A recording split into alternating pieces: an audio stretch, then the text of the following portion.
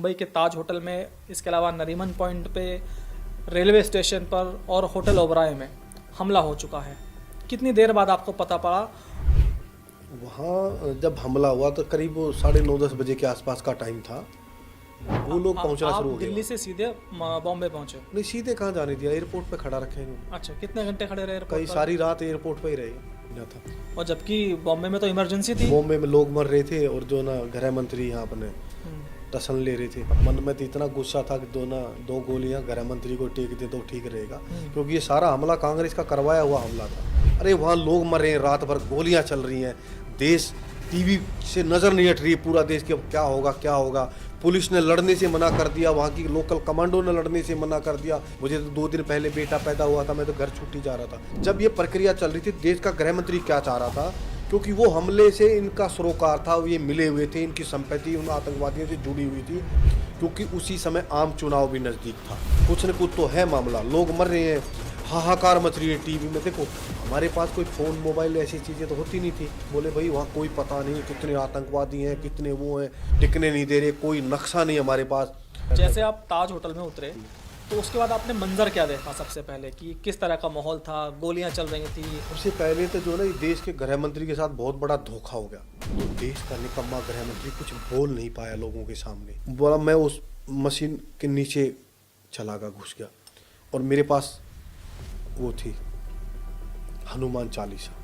हनुमान चालीसा बोला, मैं पढ़ता रहा चुपचाप। वो मिलिटेंट दोबारा आए, नीचे से वापस आए वो, और दोबारा फिर जो मरे हुए लोग थे उनको भी गोलियां मारी, लात मारी, तुमने मस्जिद को तोड़ा, ये काफिर हो। बहुत बड़ी प्लानिंग करके हमला किया हुआ हमला था, नॉर्मल हमला तो था नहीं ये। अब जब वो लगातार जब हम चल रहे थे तो पाकिस्तान से एक कॉल आया, हम तो सीधे जाके बढ़ गए, उतर गए और ऑपरेशन शुरू हो गया। नीचे बाहर क्या हो रहा क्या नहीं हो रहा, कोई भी कहीं से फायरिंग कर देता था। और उसने आतंकवादी ने ग्रेनेड मेरे ऊपर कर दिया। जैसे ग्रेनेड उसने मुझ पर फेंका तो मेरे पास में पोजीशन लेने की कोई जगह नहीं थी, तो मैं 2nd फ्लोर से ही अपनी जान बचाने के लिए नीचे कूद गया। और बाहर से एक पुलिस वाले ने टीयर गैस का गोला मार दिया खिड़की से, उसमें जहाँ गोलियाँ चल रही थी। अब टीयर गैस का मारने के बाद आँख से पानी, नाक से पानी, ठीक है, मुझे भी, उनको भी, आतंकवादियों को भी।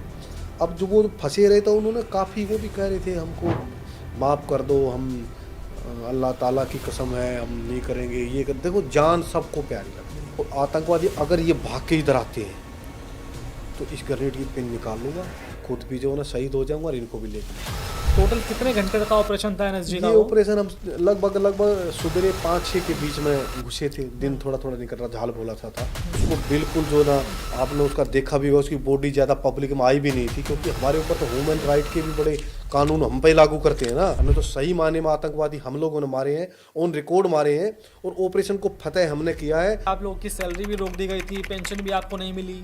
क्या देशभक्तों का दर्द, एनएसजी के कमांडो मांग रहे हैं इंसाफ। ये मूवी 26/11 को लेकर भी कई डायरेक्टर्स ने बनाई और उसमें देशभक्ति का जज्बा दिखाया जाता है। नहीं, वो जो मूवी बनाई है वो मूवी झूठ मूवी है। मैंने तो 1-2 को स्टे लेकर रुकवा दिया था।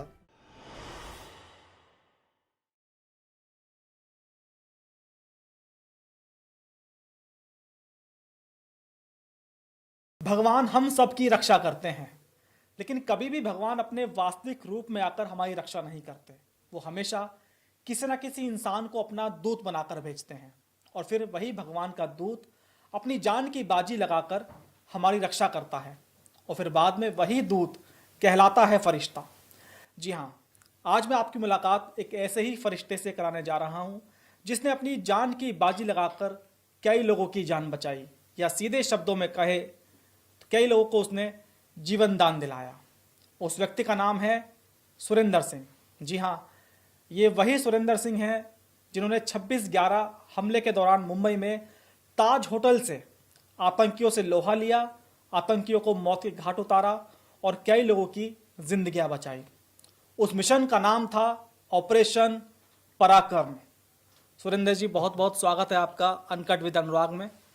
और सबसे पहले आपको जय हिंद। और मैं भी आपके उस पराक्रम को एक तरह से अप्रिशिएट करता हूं, सलाम करता हूं, क्योंकि बहुत कम लोग होते हैं, चाहे आपके सेना की बात हो, एनएसजी के और भी कमांडोज हों, मौका सबको मिलता है, लेकिन जो एग्जीक्यूशन कर दे, जय जयकार तो उसी की होती है।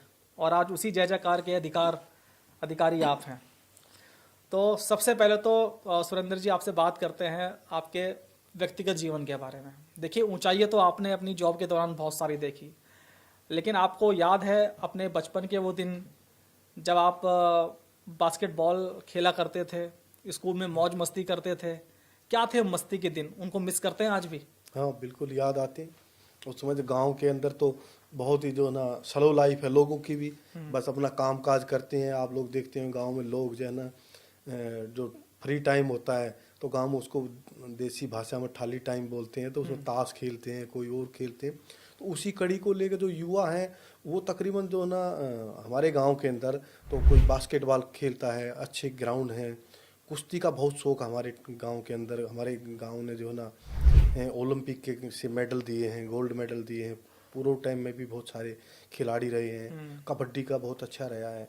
तो यहाँ तो मैं बास्केटबॉल खेलता था, तो ज़्यादातर मैं स्कूल नेशनल खेला बास्केटबॉल में। और एजुकेशन में जो ना एक मैं एवरेज स्टूडेंट था, पर खेल के अंदर ज़्यादा वो था, तो खेल में आगे बढ़ते चले गए और खेल के माध्यम से जो फिर भारतीय सेना में जाने का मौका मिला। मैंने आपके बारे में थोड़ा सा पढ़ा तो मुझे पता लगा कि जो आपके दादाजी वो भी फौज में थे, आपके पिताजी फौज में थे, और फिर आपने भी सेना ज्वाइन की।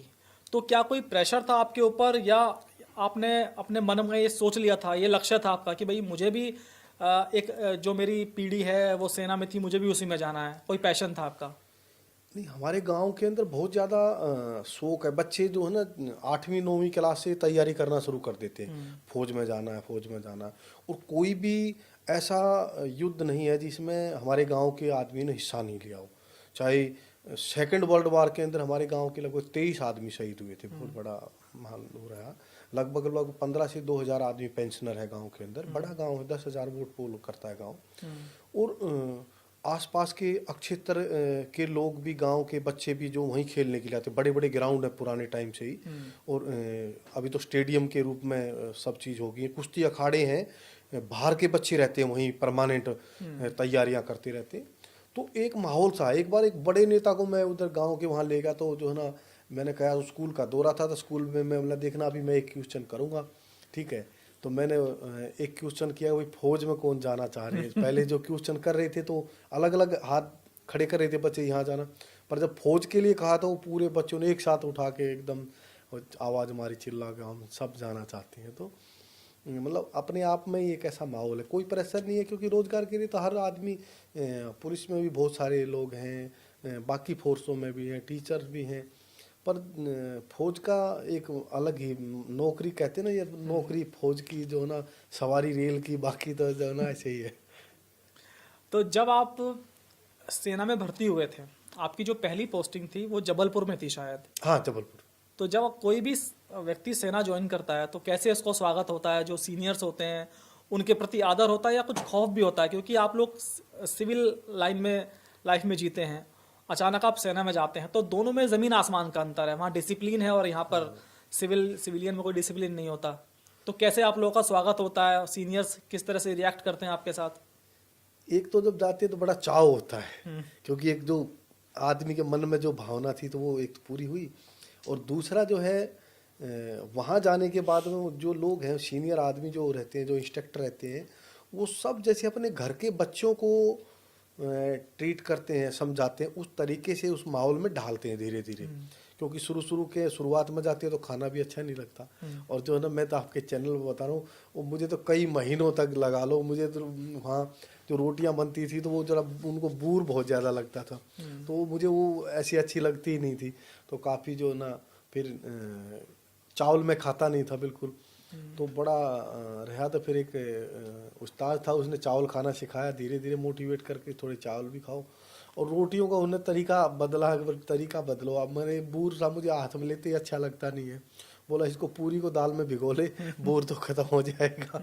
और फिर इसको तो ऐसे करके वो घर की तरह ही करते हैं। जहाँ शक्ति की ज़रूरत होती है तो वहाँ शक्ति भी करते हैं, जहाँ डंडा मारने की आवश्यकता होती है वहाँ डंडा भी मारते हैं। क्योंकि उनको पता है अगर यहाँ ये पसीना नहीं बहाएगा, यहाँ अगर किसी सिफारिश से ऐसे निकल जाएगा तो इसको लड़ाई के मैदान में फिर खून बहाना पड़ेगा। इसने जो है ना, इसको वहां तो कोई आएगा नहीं, कोई और बचा फौज के बारे में तो कहा भी जाता है कि ट्रेनिंग में जो जितना पसीना बहा लेगा युद्ध के दौरान उसका खून कम बहेगा। बचा लेगा। हाँ, बिल्कुल सही बात है, ये कहावत है, पसीना बहाओगे तो खून बचाओगे। तो वो उसी फॉर्मूले के तहत, और वो धीरे धीरे करके स्टेप वाइज जो ना ट्रेनिंग का वो बढ़ता चला जाता है, और फिर आदत पड़ जाती है। शुरुआती दौर में तो दिक्कत आती है, नींद की भी, सवेरे उठने की भी, और जो है ना भागने दौड़ने की भी बहुत सारे लोगों को। पर जो तकरीबन बच्चे हैं ना उस रेशियो में से निकले हुए होते, बहुत कम जो हैं जो थोड़ा सा तकलीफ आते। कई तो बहुत सारे तो ऐसे भी मैंने देखे, देखो हमें तो शौक था नहीं पहले भी ये बाल बूल बड़े रखने का। कई मैंने देखे वो आप की तरह बाल अच्छे स्टाइलदार ले रहे, तो वो शुरुआत में जब वो बाल काटते तो बड़े वो ऐसे काटते हो एकदम फौजी कटिंग जो है, तो बेचारे वो बाल वाले में रो रो के निकले वहां से, जब वो बार बार ना आके उनके बाल उड़ा दिए तो भैया बोला। तो पर वो सब मोटिवेट करते हैं। अच्छा, फौज के बारे में एक बात और कही जाती है सुरेंद्र भाई, कि वहां पर जो गरीबों के बच्चे हैं वो ज्यादा फोर्स ज्वाइन करते हैं, अमीरों के बच्चे फोर्स कम ज्वाइन करते हैं। ये क्या आपने देखा कि जो ट्रेनिंग में आप लोगों के साथ थे, बाकी लोग जो आपके साथ भर्ती हुए थे, वो मध्यम वर्गीय परिवार से थे, ज्यादा गरीब परिवार से थे, या कुछ बड़े परिवारों से भी लोग थे? नहीं, देखो तकरीबन कई कई पीढ़ियों से फौज में चल रहे हैं लोग, तो गरीबी अमीरी का कोई सवाल नहीं है, क्योंकि ये तो फौज की एक नौकरी नहीं, वो एक जज्बा है, जुनून है वो फौज में जाने का।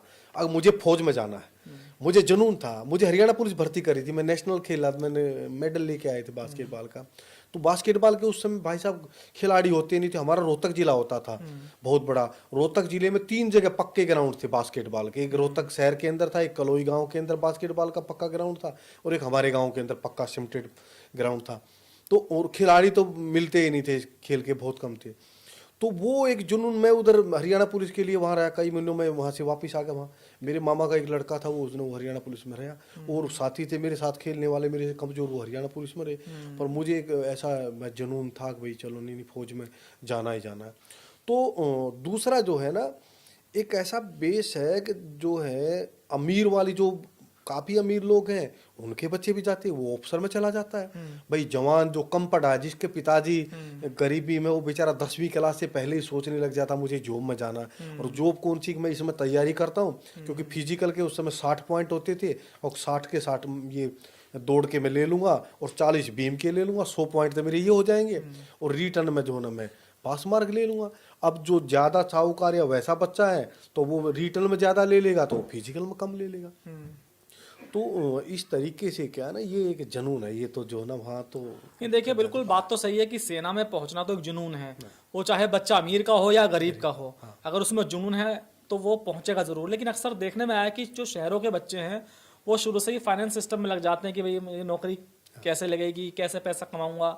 लेकिन जो गाँव का इलाका है वो वहाँ के बच्चों में ज़्यादा जज्बा होता है, चूँकि उनको लगता है कि भाई हमारे पास कुछ और विकल्प नहीं तो सेना में भर्ती हो जाओ। तो आपको लगा उस दौरान ऐसा कि भाई गांव के लोग ज्यादा होते हैं निचले स्तर पर? वो तो 99% गांव के ही लोग होते ज्यादातर, एक 2% 1% शहर के बच्चे जाते हैं, क्योंकि शहर के बच्चे अच्छी पढ़ाई करते हैं। देखो शिक्षा, 2 तरह की शिक्षा है इस देश के अंदर, एक गरीब के लिए शिक्षा है, एक अमीर के लिए शिक्षा है, ठीक है। एक अच्छे स्कूल में पढ़ने वाले को अच्छी तरह की शिक्षा है, एक जो है ना सरकारी स्कूल में पढ़ने वाले को सरकारी स्कूल जैसा विचार है। और शहर के सरकारी स्कूल और गांव के सरकारी स्कूल में भी फर्क है, क्योंकि शहर के सरकारी स्कूल में जो बच्चे पढ़ रहे हैं वो उनको एक वातावरण मिल रहा है, उनको एक दीन दुनिया का आगे का जानकारी मिल रही है। गांव में जो पढ़ने वाले बच्चे हैं उनको वो गांव तक ही सीमित है। कई सारे बच्चे तो ऐसे होते 10वीं क्लास तक शहर नहीं गए होते, मान ले कहीं मामा मुमा की कोई रिश्तेदारी के बीच में शहर नहीं आता तो वो शहर ही नहीं जाए होते हैं। और दूर दराज के एरिया है काफ़ी, जो बड़े शहरों से दूर हटके हैं, मान लो हिमाचल उत्तराखंड इस तरफ के, और जो राजस्थान के क्षेत्र के लोग हैं, बहुत सारे ऐसे बच्चे आते हैं वहाँ पे जिनको नहीं जानकारी होती। बहुत सारे ऐसे होते हैं जिन्होंने रेल को ही नहीं देखा होता, बहुत सारे लोग वहाँ जाकर नई वहाँ मजाक होते हैं, बड़ी बड़ी कहानी आपस में रहते हैं। तो बहुत लोग हैं, पर जुनून उनके पास बराबर रहता है, उनके पास इतनी ट्रेनिंग देते हैं। अगर हमारी एजुकेशन कम रह जाती है और हमारा एक्सपीरियंस बहुत ज़्यादा हो जाता है। सुरेंद्र जी, जो दर्शक इस वक्त हमारा और आपका ये शो देख रहे हैं उनको ये जानना बहुत ज़रूरी है कि जो सेना में लोग भर्ती होते हैं, हर किसी में इस बात की चाह होती है कि उसको कम से कम देश के लिए कुछ कर गुजरने का उसको मौका मिले। और देश के लिए कुछ कर गुजरने का मौका कब मिलता है? या तो युद्ध हो या कुछ वॉर लाइक सिचुएशन हो जहाँ पर लोगों की जान बचाने की नौबत आए, वहाँ आपको मौका मिले। बहुत कम लोग होते हैं जिनको मौका मिलता है, लेकिन आपको तो भगवान ने बहुत मौके दिए। जो 26/11 मुंबई का हमला था उसमें आप एनएसजी कमांडो के रूप में गए। इसके अलावा करगिल की जो लड़ाई थी उसमें भी आपका आमना सामना पाकिस्तानी फौज से हुआ, आतंकवादियों से हुआ। इसके अलावा कांगो में भी आप गए थे, जो भारत सरकार ने भेजा था वहाँ पर शांति के लिए, और वहाँ पर भी आपके मिलिटेंट से आपका सामना हुआ। तो सुरेंद्र जी, सबसे पहले बात करते हैं 26/11 हमले की। 26/11 हमले के वक्त आप कहाँ पर मौजूद थे? आपको कितने घंटे बाद पता लगा कि मुंबई के ताज होटल में, इसके अलावा नरीमन पॉइंट पे, रेलवे स्टेशन पर और होटल ओबराय में हमला हो चुका है? कितनी देर बाद आपको पता पड़ा, और फिर कैसे पता चला कि भाई एनएसजी की वहाँ पर ज़रूरत है? वहाँ जब हमला हुआ तो करीब 9:30-10 बजे के आसपास का टाइम था, और हमारा जो अलर्ट स्क्वाड्रन होता है उसमें वो टीवी लगे रहते हैं, काफ़ी सब चैनल न्यूज के चैनल चलते रहते हैं, तो ड्यूटी रहती है, बंदे देखते रहते हैं। तो तुरंत कुछ भी घटना घटती है तो वो तुरंत सूचना उसकी देते हैं। एनएसजी हेडक्वार्टर को भी सूचना उसकी देते हैं, सब जगह देते हैं। और हमारा एक स्क्वाड्रन अलर्ट स्क्वाड्रन रहता है, 3-3 महीने का टर्न चलता रहता है। हमारे 3 स्क्वाड्रन है, एक हेडक्वार्टर स्क्वाड्रन होता है, और 51 स्पेशल एक्शन ग्रुप और 52 स्पेशल एक्शन ग्रुप, ये दोनों जो है सही मायने में यही कमांडो है देश के अंदर। बाकी एनएसजी के अंदर 16,000 कमांडो लिखे हुए घूमते रहते हैं, उसमें इनमें जमीन आसमान का फर्क है। तो वो जो तो स्क्वाड्रन बताया आपने, और हाँ, एक ग्रुप 51 स्पेशल एक्शन विशेष कार्रवाई दस्ता, उसके अंदर 4 जो है ना स्क्वाड्रन होते हैं। तो एक तो हेडक्वार्टर होता है, 3 जो है ना अलर्ट स्क्वाड्रन होते हैं। तो उसमें से एक अलर्ट रहता है, 3-3 महीने का टर्न रहता है। उस 3 महीने के अंदर उनको ना किसी को छुट्टी मिलेगी, ना वो कहीं जाएंगे, और जब भी कॉल होगी 20 मिनट के अंदर वो मूवमेंट कर जाएंगे। गाड़ियों में सामान रहता है, बिल्कुल रेडी रहते हैं। तो वो बार बार रिहर्सल होती रहती है, चलता रहता है, वो ट्रेनिंग का हिस्सा है हमारा। जहाँ भी जाएंगे तो हमारा सामान साथ रहता है, तो वहीं से वो मूव कर जाएंगे, उसमें कोई वो नहीं है किसी तरीके की भी। तो जब ये हमला हुआ तो वहाँ सबसे पहले तो वहाँ पुलिस ने लड़ने की कोशिश की, तो पुलिस को उन्होंने, नहीं, आप उस वक्त अपने गुड़गांव हेडक्वार्टर मानेसर, तो आप लोग टीवी देख रहे थे कि भाई ऐसे ऐसे हाँ, हमला हो टीवी शाम चुका का है। टाइम था ऐसे। तो आपकी समझ में उस वक्त आ चुका था कि एनएसजी की जरूरत पड़ेगी वहाँ पर? जरूरत पड़ेगी, हमको ट्रेनिंग है उस चीज़ के लिए। जो जहाँ भी लोगों को होस्टेज बना रखा है, रेस्क्यू ऑपरेशन जहाँ भी होते हैं, इस टाइप की घटनाएं होती है, तो इंडिया ही नहीं, इंडिया से बाहर भी हमारी डिमांड हो सकती है। जो ना इंटरनेशनल लेवल के समझौते होते हैं, वहाँ भी जाना पड़ सकता है। जो छोटे मोटे देश हैं जिनके पास ऐसी फोर्सें नहीं है, उन देशों में भी जाना पड़ सकता है। अच्छा, मतलब ये बात आपकी समझ में आ जाती है कि भाई एनएसजी की जरूरत पड़ेगी, क्योंकि जो ऑपरेशंस होते हैं आपकी समझ में आ जाता है। लेकिन अपनी हिसाब से आप कॉल नहीं ले सकते, आपको भारत सरकार ही आपको कॉल करेगी तभी आप जाते हैं। हाँ, होम मिनिस्टर कॉल करेगा। होम मिनिस्टर कॉल करेगा। तो जब मुंबई का हमला हुआ तो कितने घंटे बाद आपकी यूनिट के पास कॉल आया? हमारे को करीब कॉल 12 बजे के आसपास, 11:30-12 बजे के। हमले के कितने घंटे बाद? हमले के कम से कम 2 घंटे के बाद। और जो कॉल आने के उस ड्यूरेशन में जो है ना, तैयारी था, अलर्ट तो तैयार तो हम रहते ही हैं, उसमें तो कोई वो है ही नहीं। कभी भी वो दिन रात बजता रहता था हमारा। तो पर वहाँ जो जब किसी को टिकने नहीं दे रहे थे, तो फिर तो हमको पता ही था जाना ही जाना हर हाल में। पर जो इतना काफ़ी वो डिले कॉल आया, नहीं तो इस सिचुएशन में, ऐसे हालात में तुरंत अलर्ट कर देना चाहिए था एनएसजी को उसी टाइम के ऊपर।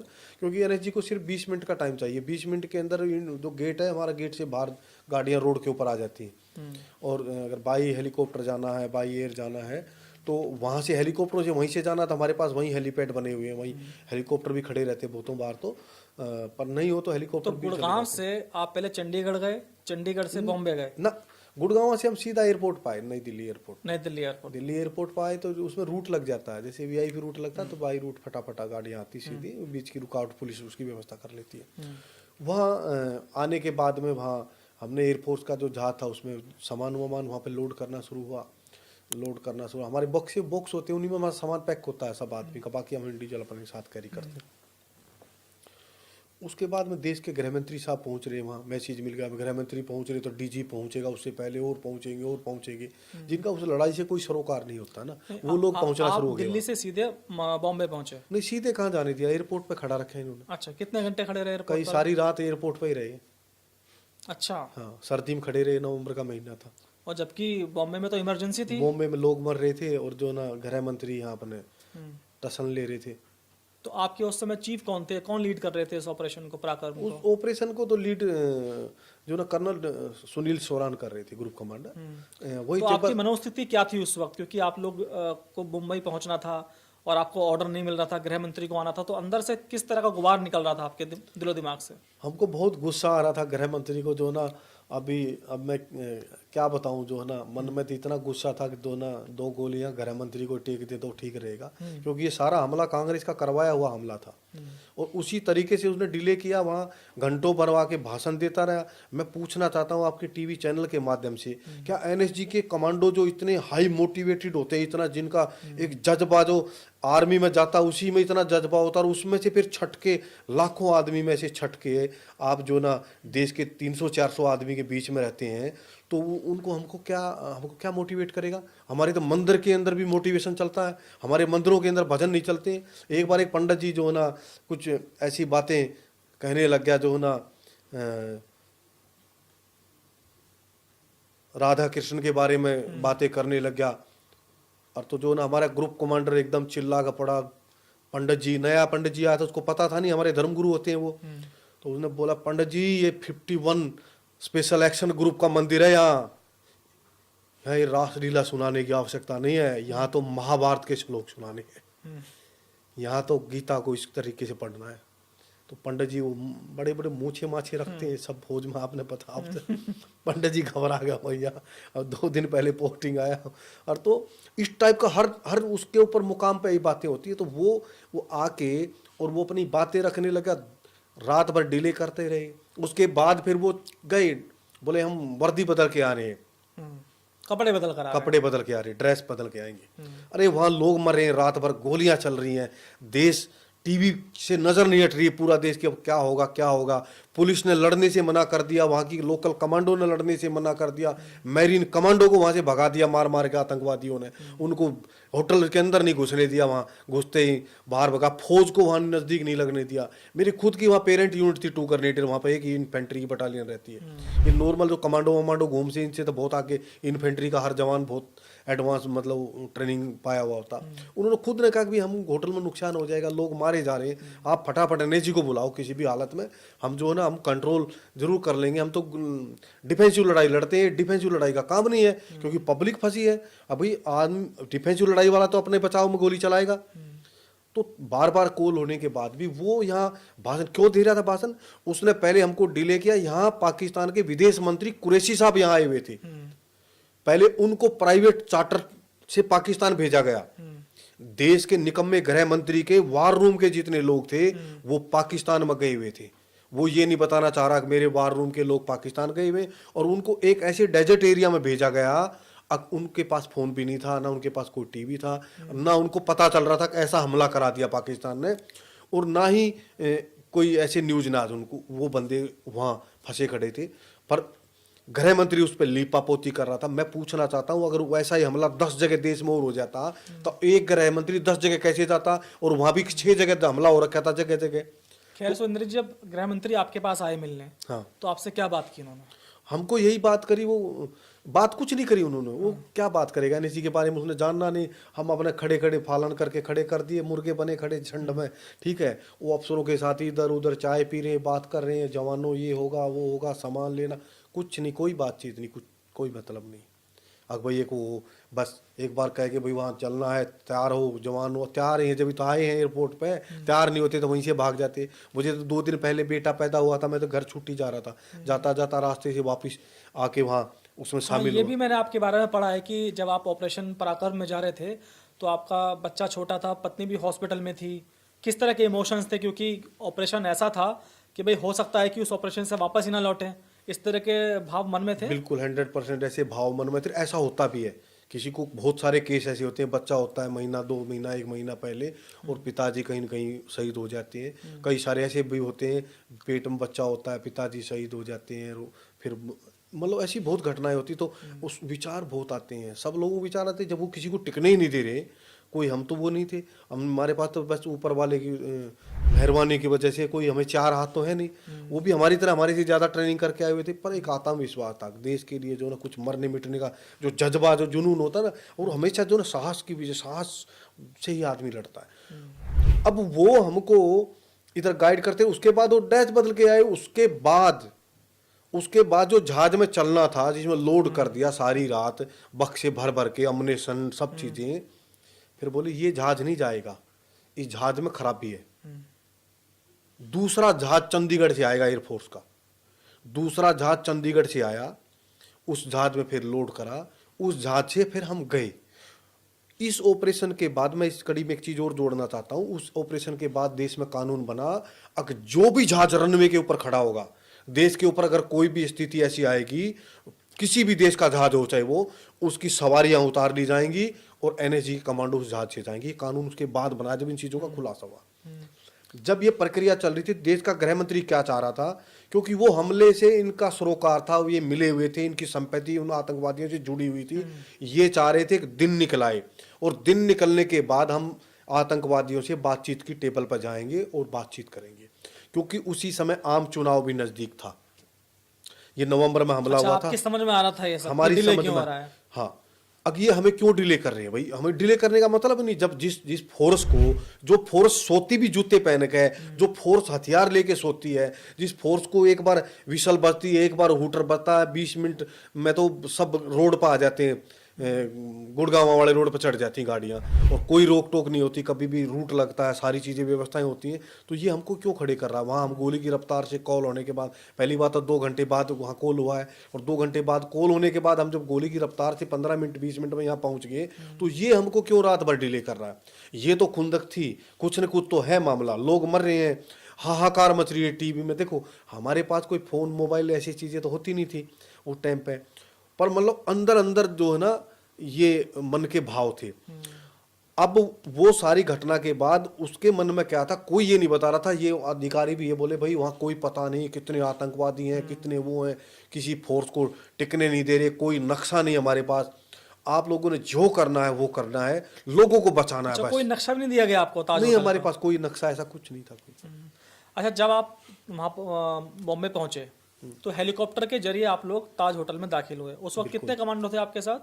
हमारे पास 20 कमांडो थे उसी हेलीकॉप्टर में? हाँ, एक में 20 आदमी की टीम होती है। अच्छा, लेकिन ये कैसे डिसाइड हुआ? जो मुझे पता चला है कि सबसे पहले जो ताज की छत पर उतरे वो एनएसजी कमांडो सुरेंद्र सिंह थे, तो ये कैसे डिसाइड हुआ कि सबसे पहले आप ही उतरेंगे?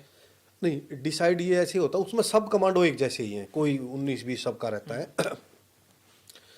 जैसे बहुत सारी ट्रेनिंग किया हुआ हूँ मैं खुद इंस्ट्रक्टर हूँ। जैसे वो नॉर्मल मेरे साथी जो कमांडो थे वो तो नॉर्मल कमांडो थे, मैं तो उनका भी इंस्ट्रक्टर, मतलब एज ए मैंने सेक्शन कमांडर कोर्स क्वालिफाई किया हुआ हूँ, जो हमको ट्रेनिंग कमांडो की ट्रेनिंग भी देने वाले मेरे जैसे ही थे। और स्नाइपर कोर्स, मतलब एक्सपीरियंस के आधार से जो ना, उसी से आत्मविश्वास बढ़ता है, उसी से ज्ञान सारी चीजें। आपने खुद डिसाइड किया कि सबसे पहले आप उतरेंगे? हाँ, मैं नो प्रॉब्लम। और जो टीम लीड कर रहे थे उन्होंने आपको कुछ नहीं बताया कि भाई कौन उतरेगा पहले? कोई रणनीति नहीं बनी? नहीं, कोई रणनीति। फिर मेरी हिट उतरी, मेरी हिट के साथ पूरी की पूरी टीम उतर जाती है। अच्छा, जैसे आप ताज होटल में उतरे तो उसके बाद आपने मंजर क्या देखा सबसे पहले, कि किस तरह का माहौल था? गोलियां चल रही थी, धमाकों की आवाज आ रही थी, कैसा माहौल था? सबसे पहले तो जो ना, देश के गृह मंत्री के साथ बहुत बड़ा धोखा हो गया। वो ये सोच रहा था कि ये गाड़ी में बैठ के जाएंगे, फिर मैं इनको पालन करूंगा वहाँ, और फिर वहाँ बातचीत हो गई, तब तक मैं कहूँगा फोन आ गया है और अब जो है ना ऑपरेशन नहीं किया जाएगा, आतंकवादियों से बातचीत करी जाएगी। तो उसके साथ धोखा हुआ। वो अपनी गाड़ी में बैठ के और वो आगे आगे चला और हम पीछे से हेलीकॉप्टर मोड़ के, जब वो वहाँ पहुँचा तब तक हमने जो है ना 15 मिनट के अंदर जो है ना 5 मिनट के अंदर तो ये लगा लो कि हमने नरीमन हाउस का ऑपरेशन खत्म कर दिया, और 15 से 20 मिनट के अंदर ओबराय होटल का खत्म कर दिया। दो आतंकवादी वहां मारे, सब लोगों को वहां से जिंदा बचाया, और ओबराय होटल में 2 आतंकवादी मारे और वहां से लोगों को जिंदा बचाया। तो देश का निकम्मा गृह मंत्री कुछ बोल नहीं पाया लोगों के सामने, क्योंकि जब एनएसजी गई ना, और उसके बाद जो लोगों की, देश की जनता के अंदर, आप तो पत्रकार हैं, आपने तो कवर किया, आपने तो देखा वहां पर वो मंजर, लोगों के आंखों में चमक। हम तो जब वहां एयरपोर्ट पर उतरे तो वहां के लोग जो हमारी व्यवस्था में एयरपोर्ट के थे, उनकी आंखों में एक चमक थी, भाई अब आ गए एनएसजी के कमांडो आ गए, अब ये कर देंगे कुछ, ठीक है। और बाकी सब लोग तो नहीं गए हेलीकॉप्टर में तो हम जो ऑपरेशन करने वाली टीम थी, बाकी तो हमारे लोग बसों में गृह मंत्री के पीछे पीछे चल रहे थे ना। तो मैं तो ये मैं कहूँगा उसके साथ बहुत बड़ा धोखा हो गया वो पूरी रात जो कर रहा था। अब वो पहुंचा, तब तक वहां उनको उड़ा दिया हमने आतंकवादियों को, और ताज होटल का हमने ऑपरेशन शुरू हो गया। ताज होटल में जैसे उतरे, और इस बात को मैं एक और कहूंगा, जो उस समय पायलटों जो हेलीकॉप्टर उड़ाए ना, वो उनको भी मैं सलूट करता हूँ, सलाम करता हूँ। इतना क्लोज जो ना हेलीकॉप्टर उड़ाना, बहुत बड़ा गुर्दा रखने वाला आदमी उड़ाता है, नहीं तो उसको पता है कि हेलीकॉप्टर में एक गोली भी मार देगा तो हेलीकॉप्टर नीचे गिर जाएगा।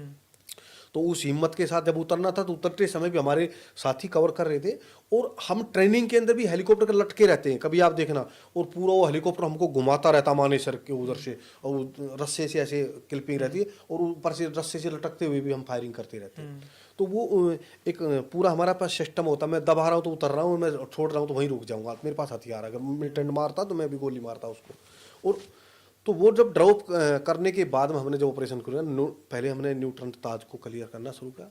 न्यूट्रन ताज में जब हमने क्लियर करा तो बहुत लोगों को हमने निकालना शुरू किया। बीच बीच में हमारे पास कॉल आ रही थी बाहर से, होटल के नंबर थे वो बाहर अधिकारियों के पास थे, वो बता रहे थे कि इस रूम में से इनको निकालो, इनमें से इनको निकालो, इनमें से इनको निकालो। जब हम निकाल रहे थे तो फिर दूसरी टीम उनको लेके बाहर चली जाती थी। बड़ी टीम ऑपरेशन नहीं करती है एनएसजी की, 20 बंदे होते हैं, 20 कमांडो की एक टीम होती है, 5 कमांडो की एक हीट होती है, 4 कमांडो 1 कमांडर। वो कमांडर है वो भी कमांडो ही है, पर जो सीनियर होगा उसको वो बीच में रहेगा, 2 आगे 2 पीछे। हमारे पास हथियार होते हैं, MP5 होती है, पिस्टल होता है, चाकू होता है, सब तरह के। अब वहां जब हम रेस्क्यू करे थे, तो मैं एक ऐसी घटना आपको बताऊंगा आपके चैनल में, जो आप कह रहे थे देवदूत बना के भगवान नहीं भेजता, जिसको बचाना उसको प्रभु बचाता, जिसके दिन लिखे उतने लिखे। एक बुजुर्ग को हमने रेस्क्यू किया वहां से। जब उसको हमने रेस्क्यू किया तो उसको हम ऊपर लेके, पहले हम निकाल के ऊपर ही लेके जा रहे थे सेफ जोन में, शुरुआती दौर में। उसने बताया वहां लाशें पड़ी थी ऊपर, न्यूट्रन के ऊपर, बीसीओ के आसपास।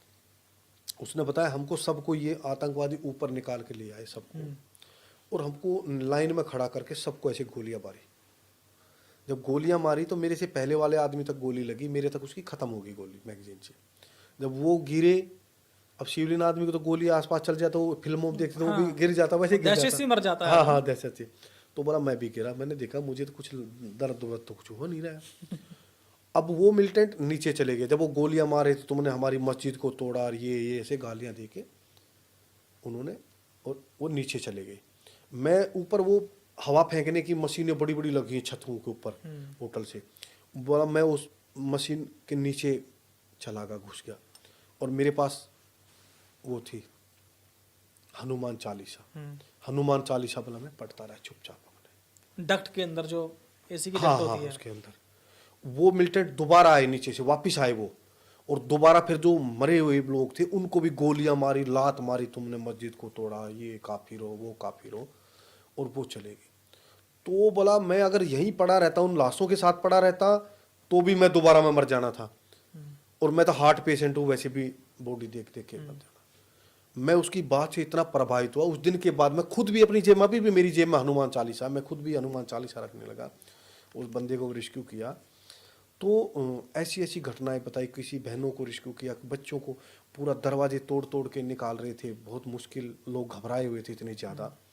और जैसे जैसे जो घटना थी तो उसकी पहले सूचना हो रही थी आतंकवादियों को, जैसे मीडिया के माध्यम से, जो हमारे अधिकारी थे, गृह मंत्री था वो सबसे पहले बता रहा, उधर वो फोन पे बता रहा, मैसेज दे रहा सेट पे, अब जाइए भाई 300 नंबर कमरे से निकालिए 500 से, तो वो पहले सूचना दे रहे हैं, अब वहाँ के राजदूत को निकालने जा रहे हैं, अब उसको निकालने जा रहे थे। वो टीवी पे चल रहा था, टीवी के साथ साथ रेडियो सेट पे ओपन बोल रहा है, उनके पास भी रेडियो सेट सिस्टम था, उनके स्लीपर सेल बोलते बहुत सारे, वो पब्लिक में भी लोग हो सकते हैं। तो हम जहाँ जा रहे थे हम वहीं नुकसान खा रहे थे बहुतों बार। हाँ, उस वक्त मुझे याद है सुरेंद्र भाई कि हम लोग भी उसकी कवरेज कर रहे थे, और भारत सरकार की तरफ से फिर एक एडवाइजरी आई थी कि भाई लाइव कवरेज पर रोक लगाई जाती लगाई है। जाए, हाँ। तो शायद आपकी बात बिल्कुल सही होगी कि जो अंदर आतंकवादी थे, मीडिया के जरिए उनको कहीं ना कहीं कम्युनिकेशन मिल रहा होगा कि भाई पुलिस ऑपरेशन कैसे चल रहा है, कहाँ से कमांडो उतर रहे हैं, और आतंकवादी आपकी तलाश में लग जाते होंगे। अच्छा, एक आपके पास कॉल भी आया था रिसेप्शन पर पाकिस्तान के किसी व्यक्ति का। वो कहानी क्या है कि किसी ने बताया कि मैं पाकिस्तान से बोल रहा हूँ और इस रूम में फंसा हुआ हूँ, हमारी मदद करिए। हाँ।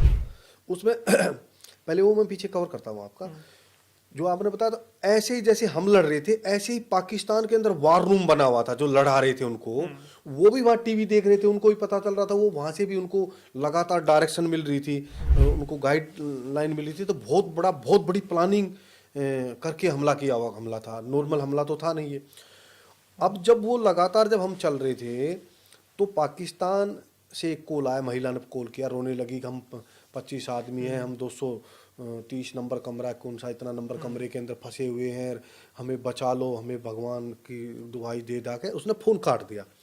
अब वो जो बंदे हमारे उनको इतना ध्यान नहीं था कहाँ से नंबर आ रहा है, उस तरफ स्वाभाविक है, मैं ये नहीं कहूँगा उनको कोई एलिगेशन नहीं लगा रहा हूँ, सब कुछ हापड़ तापड़ हो रखा था। क्योंकि हमने तो जाके वो पुलिस से, इनसे, फोर्स से टेक ओवर किया, टेक ओवर भी क्या किया, कुछ कुछ लेने देने का होता टेक ओवर करें, हम तो सीधे जाके बढ़ गए, उतर गए और ऑपरेशन शुरू हो गया। नीचे बाहर क्या हो रहा क्या नहीं हो रहा, कोई भी कहीं से फायरिंग कर देता था, बाहर से भी। और तो फिर तब हम उनको लेने के लिए गए, तो ये हमको बताया कि ये कहाँ है भाई, किस एरिया में। बोला जी ये ओल्ड ताज के अंदर है। ओल्ड ताज में आए, ओल्ड ताज में जब आए तो वहाँ पे जो ओल्ड ताज का मेन गेट है, बंद रहता है आजकल, उसके वहाँ पे सीढ़ी है, ऐसे चढ़ता है जीना, फिर वो दोनों तरफ से खुल जाता है, ऐसे बालकोनी बनी हुई है। तो सामने गेट थे 2, जब वो सीढ़ियों के बीच में चढ़े, मेरे पास फोटो भी है, वो वीडियो भी है, मैं अभी गया जब शूट करके लाया हूँ, वो ऊपर चढ़े, तो ऊपर जब चढ़ने लगे तो बीच में पहुंच गए, तो बीच में चढ़ गए तो वहां पे अम्बुश लगा रखा था आतंकवादियों ने। अच्छा। फौजी भाषा में बताऊं, चारों तरफ वो आतंकवादी बैठे हुए थे। एम्बुश मतलब टारगेट मतलब घात छुप लगाए, के घात लगा के बैठे हमला थे। करना, हाँ। घात लगा के हमला करना वाली बात है हिंदी भाषा में। तो चारों तरफ से जब फायरिंग उन्होंने शुरू किया, तो आगे सुनील जोधा करके एक लड़का चला हुआ था कमांडो, उसको 8-7 गोलियां लगी, वो जैसे गिरने लगा तो दूसरे नंबर वाले ने उसको पकड़ा, ऐसे घुमा वो पीछे, उस दूसरे नंबर पर भी सुनील यादव लड़का, उसको 2 गोली हिप में लगी, वो दोनों गिरे। तीसरे नंबर के ऊपर मेजर उन्नी कृष्ण साहब चल रहे थे। तो एक गेट से गोलियां आ रही थी, एक गेट से गोली नहीं आ रही थी, जो इधर वाले से गोलियां नहीं आ रही थी, वो उसके अंदर जंप कर गया और वो बोला कि मैं मिलिटेंटों को रोकता हूं, तुम इनको उठाओ, कैजुअल्टी को, बंदे बचाना बहुत जरूरी है। राजवीर चल रहा था चौथे नंबर पे, फायरचंद साहब थे, उनको भी गोलियां लगी। तो ये सीढ़ियों से नीचे आके गिरे अपने जान के, फलटूल लगा के, नहीं अपने कमांडो, हाँ खड़े होकर तो चल नहीं सकते, जब गोलियां चल गई तो वो एकदम फटाफट रोल करके नीचे आके पड़ गए। तो सुनील तो कई देर तक जो है ना ऐसे दर्द लगा के पड़ा रहा, जैसे मर गया। अगर वो हिलता तो आतंकवादी और भी गोलियां मारते उसको। उसके बाद सबसे पहले जब हमने फायरिंग शुरू करा तो ऊपर थे, तो वो फायरिंग करके, नुकसान करके, और एक जगह से दूसरी जगह भाग रहे थे आतंकवादी, एक जगह नहीं रुक रहे थे। तो वो वहाँ से हुए थे, सबसे पहले हमने अपने बंदों को इनको निकाला, कैजुअल्टी को इनको हमने हॉस्पिटल भेजा। भगवान की कृपा से वो ठीक है, ठीक हो गया, टाइम से निकल गए। मेजर उन्नी कृष्ण साहब जब अंदर जंप किया, तो जंप करते जो आतंकवादी था वो लाइंग पोजीशन से लेट के फायरिंग कर रहा था, क्योंकि जो अंदर गया उसको जाते जो एक गोली लगी, उसको यहाँ गोली लगी हुई थी, यहाँ से एक ही गोली में हेड शूट हो गया, इधर हेड से गोली निकल गई, तो उसी टाइम वहाँ शहीद हो गया लड़ते हुए। उसका हथियार भी ले लिया आतंकवादियों ने, पिस्टल भी ले लिया, MP5, उसका रेडियो सेट, सब चीज़ें ले ली, और उसको एक पर्दे के अंदर लपेट के, वहाँ लाल रंग का वो बिछाया, नीचे खून खान दिखाई भी नहीं देता, और एक सोफे के पीछे उसको शिफ्ट कर दिया उन्होंने, उठा के बॉडी को उसकी। और कई घंटों तक जहाँ जाएं वहीं हम मार खा रहे हैं। MP5 से भी फायर हो रहा है, AK-47 से फायर हो रहा है। जब MP5 से वो फायर करे तो हम सोचे मेजर साहब उसके पीछे लगे हुए हैं, जिंदा है। कंफ्यूज हो गए आप भी फिर। रेडियो सेट वो कुछ बताए नहीं, रेडियो सेट पे कोई कॉल नहीं आ रही। काफ़ी ये घटना 8 घंटे तक चलती रही। उस बीच में हम लोगों को भी निकालते रहे, जैसे मैसेज आए लोगों को निकालते रहे, पर जब हम लोग निकालने जाए तो वहीं हम मार खाएं कहीं न कहीं, क्योंकि उनको होटल की जानकारी थी। उन्होंने कई घंटे पहले भी रह लिए, फिर नंबरों का भी उनको ज्ञान था, जो भी था। बहुत सारे लोग तो ये कहते हैं कि पहले आतंकवादी इन होटलों में रुक के गए, रह के गए, नौकरी करके गए, और बीच में खुलासा भी हो रहा था, पर किसी न किसी कारण से वो खुलासे उनके बंद हो गए, दब गए जो भी था। पर जो भी गाइड कर रहा था उनको, वो उनको जानकारी थी हर चीज़ की।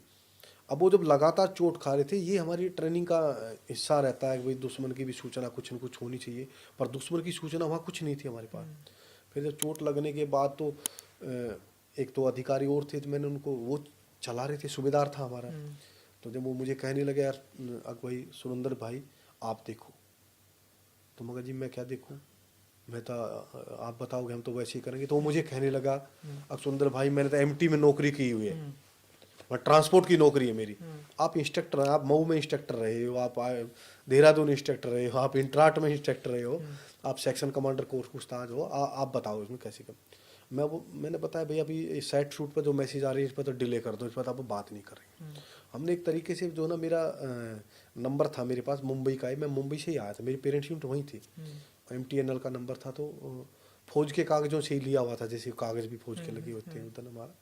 तो वो नंबर को चालू करवाया, उस फ़ोन नंबर से जो ना मैसेज दिया कि भाई ऐसी ऐसी बात है, हमको रेडियो सेट के ऊपर मैसेज मत दो, और आप जो मैसेज दे रहे हो तो थोड़ा गलत और दूसरे तरीके से कोड वर्ड, थोड़ा सा हमने हार्ड कोड वर्ड की बात कही उनको, हार्ड कोड वर्ड में हमको आप मैसेज दो, ठीक है, भला आप समझ जाओगे, मैं समझ जाऊँगा, मैं तो सेक्शन कमांडर कोर्स पास में सब समझता हूँ, ठीक है।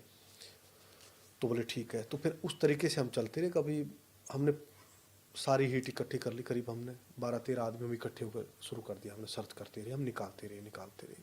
और मैंने कहा अब ये जो फ़ोन आ रहे हैं जिसको 15 मिनट में निकालना हो 20 मिनट में निकल जाएगा, आधे घंटे में निकल जाएगा, पर फटाफट जो कार्रवाई कर रहे थे उसको थोड़ा डिले करते हैं, और जहाँ से ऑपरेशन मुठभेड़ हुई थी वहाँ से शुरू करते हैं हम दोबारा से। हालांकि हम ऊपर हैं, 7वीं मंजिल हमने शुरू नहीं करी है इसकी, इधर वाले की, पिछले वाले को क्लियर करके 7वीं इधर घुसे ही हम।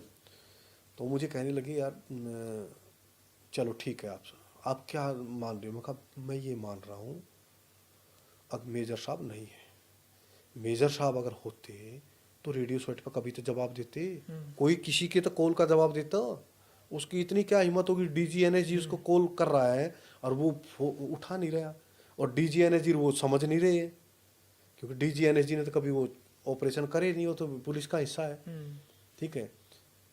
तो इसमें कुछ नहीं, हमारे कॉल का जवाब, हम तो उसके जूनियर हैं, हम तो टीम कमांडर तो वही हमारा। तो बोले ठीक है। तो हमने वहाँ से दोबारा सर्च किया पूरा उसी एरिया को, मतलब आपकी समझ में आ गया था कि जो आपके गड़बड़ है, ऑपरेशन लीडर थे वो नहीं रहे। हाँ। अच्छा ये बताइए, आपने ये बताया कि 47 से भी गोली चल रही थी, MP5 से भी चल रही थी, तो जब गोली चलती है तो आपकी समझ में आया था कौन से वेपन से चल रही है? हाँ, वेपन का आवाज से पता चल जाता है। वो तो लो पावर अम्युनिशन है MP5 में, तो हम तो लो पावर रखते हैं। हमने तो आतंकवादी को गोली मारनी, हाई पावर का अम्युनिशन फायर कर दिया तो वो दीवार में इधर लगेगी उधर लगेगी, 10 आदमी में से एक गोली निकल जाएगी। लो पावर अम्युनिशन होता है, वो एक जहाँ मारोगे वहीं रह जाएगी। तो आतंकवादी को तो घने आदमी मारने से मतलब है, तो उसका फायर का आवाज़ अलग है, उसकी अलग है, पिस्टल के फायर की आवाज़ अलग है, MMG की अलग है, वो अलग अलग हम समझ जाते हैं सारा। कुल मिलाकर आपकी बातों से ये समझ में मुझे सुरेंद्र जी आ रहा है कि जब आप अंदर गए तो एक पल तो ऐसा लगा था कि बाजी पलट गई है, आतंकवादियों ने पूरी बाजी पलटकर अपनी तरफ कर ली है, क्योंकि जिस तरह से आपके पास कॉल आ रहे थे कि भाई आपको मान लीजिए मेरे से कोई मदद मांगता है, मैं फलाना कमरा नंबर में पहुंचता हूं और वहां पर आतंकवादी पहले से ही आपका इंतजार कर रहे हैं, तो बड़ा टफ डिसीजन रहा होगा कि भाई आप किसकी मदद करने जाएं, किसकी ना जाएं, फेक कॉल भी हो सकती थी वो, बहुत ज़्यादा। तो उससे कैसे निपटे आप लोग? उसके बाद जो है ना, फिर हमने हर जो कॉल आ रहा था वहाँ भी हमने पूरा प्रोसीजर के तरीके से, चाहे उसमें टाइम लग जाए, हमने मतलब ये नहीं कि भाई ऐसे अचानक पहुंचे, अचानक उस तरीके से नहीं। तो फिर हमने उसकी बॉडी 8 घंटे बाद उसकी बॉडी मिलेगा तो पिक्चर क्लियर होगी। फिर तो जब वो पाया सोफे के पीछे, फिर उनको निकाला तो फिर वो तो हमें पता चल गया भाई रेडियो सेट भी उन्हीं के पास है, MP5 भी उन्हीं के पास चलेगी, पिस्टल भी एक चला गया। तो फिर वो दूसरे तरीके, और उसके बाद जब हमारे बंदों को चोट लग जाती है तो फिर तो हमारे को और भी बहुत ज़्यादा गुस्सा आदमी के अंदर और बढ़ जाता है। फिर लगातार चलते रहे, हमने 7वीं मंजिल को क्लियर किया, 6ठी मंजिल को करा, 5वीं मंजिल को करा, और मिलिटेंट एक जगह से दूसरी जगह आग लगा कर भाग रहे थे, कभी इधर से। 4थी मंजिल के अंदर जब हमारे साथ टकराव बना आतंकवादियों का, तो हमने वहाँ पे एक आतंकवादी को मार लिया, एक आतंकवादी को मार लिया, और जो है ना उसको हमने पूछने के लिए, क्योंकि टाइम तो ज़्यादा था नहीं हम लंबा उससे पूछताछ करें, पर हमने उसको जो है ना तंदूर के अंदर उसको जो है ना रगड़ दिया वहीं। आपने देखा होगा वो खिड़की से डायरेक्ट ऊपर से नीचे फेंका था जिसको, तो वो उधर फिर हम ढोते नहीं, हम क्या करेंगे ढो को उसका, ठीक है। और तो उसके बाद फिर हमारा हौसला बढ़ गया। उसके बाद तो जो है फिर उसने जानकारी दी आपको कुछ आतंकवादी ने, या नहीं, नहीं कोई बोला कुछ? जानकारी नहीं, उनको कोई जानकारी उनको थी नहीं, जानकारी तो उनको एक्चुअली उनको जानकारी थी नहीं, उनको तो भ्रमित करके भेज देते ना। उनको तो ऐसी जो ना वो धर्म के प्रतीक हमारे बताए उन्होंने कि हमारी मस्जिद को तोड़ जानकारी दिया। का मतलब मैं ये पूछ रहा हूँ सुरेंद्र भाई कि जो उस होटल के अंदर आतंकवादी काका छिपे हैं, कितने लोग हैं, नहीं दी उसने? कुछ जानकारी, वो बहुत बहुत ट्रेंड होते हैं ऐसे लोग जो आत्मघाती दस्ते बोलते हैं, वो मरने के लिए ही आते हैं। उनको जैसे एनएसजी को ट्रेंड कर रखा है ऐसे उनको ट्रेंड करके भेजते हैं। तो उसके बाद फिर हम चलते रहे, चौथी मंजिल से हमने बहुत लोगों को कॉल आते रहे, निकालते रहे, चलते रहे। फिर थर्ड फ्लोर को हमने क्लियर किया, फिर हम सेकंड फ्लोर के अंदर आ गए चलते चलते। और ये बात है 28 तारीख की बात है। 28 तारीख को जो ना रात को करीब करीब जो ना 11:30 बजे के आसपास का टाइम था। तो वहाँ हम जब किसी का गेट खुलवाए तो बहुत मुश्किल खोलना पड़ा था, बहुत सारा तोड़ना पड़ रहा था हमने, बहुत सारा तो गेटों को कुछ कुछ लगा रहे थे, मास्टर की शेर उससे भी नहीं खुल रहे थे। एक गेट बिल्कुल खुला। अब काफ़ी टाइम से तो मैं पीछे से ही गाइड कर रहा था उनको, और 4-5 कमरे मैंने गाइड रह के शुरू किए थे। मैं कह रहा था, मैंने सोचा कि ये बदलते चलो, मैं भी एक बार आगे पीछे 5-7 कमरे जो ना 10 मैं भी सर्च कर देता हूँ, क्योंकि आगे जो सर्च करता हूँ उसको बहुत ज़्यादा अलर्ट रहना पड़ता है। तो एक आदमी नहीं रह सकता, बदलते रहते हैं, ठीक है। 5-4 आपने कर दिए, 2-4 दूसरे ने कर दिए। तो मैंने 2-3 कमरे किए होंगे, तो एकदम गेट खुला। तो हम ऐसे चलते हैं इस तरीके से, आप देखना पोजीशन, उसकी छाती मेरी कमर पर होगी, उसकी छाती उसकी कमर पर होगी। वो इसलिए होती है, अगर मुझे अगर गोली लगे तो मैं अगर गिर जाता हूँ तो दूसरे नंबर का गोली मार देगा, दूसरे वाले को भी लग जाती है तो तीसरे नंबर वाला हमारा आदमी मार देगा, आतंकवादी। अच्छा, हथियार की भी हम रोक नहीं निकालते, जैसे वो कुछ गड़बड़ होगी तो रोक ना, मैं फायरिंग कर रहा हूँ और कुछ हथियार में हो गया छोड़ दूंगा, मैंने मेरे शरीर के साथ बंधा हुआ है, मेरी थाई पे पिस्टल बंधा है, बाकी फोर्स नहीं बांधती है। वो एनएसी वाले यहाँ थाई पर रहता है, क्योंकि बहुत सारा सामान होता है हमारे पास। थाई से पिस्टल निकाल लूंगा मैं, और ठीक चल रहे तो मैं पिस्टल से जब मैं फायरिंग करूंगा तो मेरी पोजीशन अलग ले लूंगा मैं, मुझे बताने की आवश्यकता नहीं है, मेरा बंदा समझ जाएगा अगर उसके मेन वेपन में गड़बड़ होगी है, ठीक है। तो मैं पिस्टल से गोली मार दूँ। फ्रैक्शन ऑफ सेकंड ऑपरेशन होता है, 5 से 7 सेकंड का ऑपरेशन होता है। 5 से 7 सेकंड के बाद आदमी का दिमाग प्रिपेयर हो जाता है, और जो धमाका जिस तरीके से हम घुसते हैं तो उतने टाइम के अंदर जो ना मिलिटेंट प्रिपेयर नहीं हो पाता है। हमको मिलिटेंट को भी मारना है और होस्टेज को भी बचाना है और पहचानना है उतने टाइम में आतंकवादी कौन सा है और बचाना किसको है। ये भी एक ट्रेनिंग है, रोज रोज का हिस्सा। नॉर्मल आदमी तो नहीं पहचान सकता कौन आतंकवादी है, तो उसके भी रोज के तरीके हैं, रोज की फायरिंग है। आप फायरिंग करोगे तो ऐसी फायरिंग होती है, ऐसा टेस्ट होते हैं। अगर आप पिस्टल ही नहीं निकाल पाओगे, 6 सेकंड का टाइम, 8 गोली है, और टारगेट कैसा निकलेगा उसी तरीके की फायरिंग करनी है। नॉर्मल टारगेट निकलाया तो आपने उसको 4 गोली छाती में मारनी है, और 4 गोली अगर बताई 4 हेड शूट करनी है, और अगर टारगेट निकला है रूबिया तो 8 की 8 हेड शूट करनी है।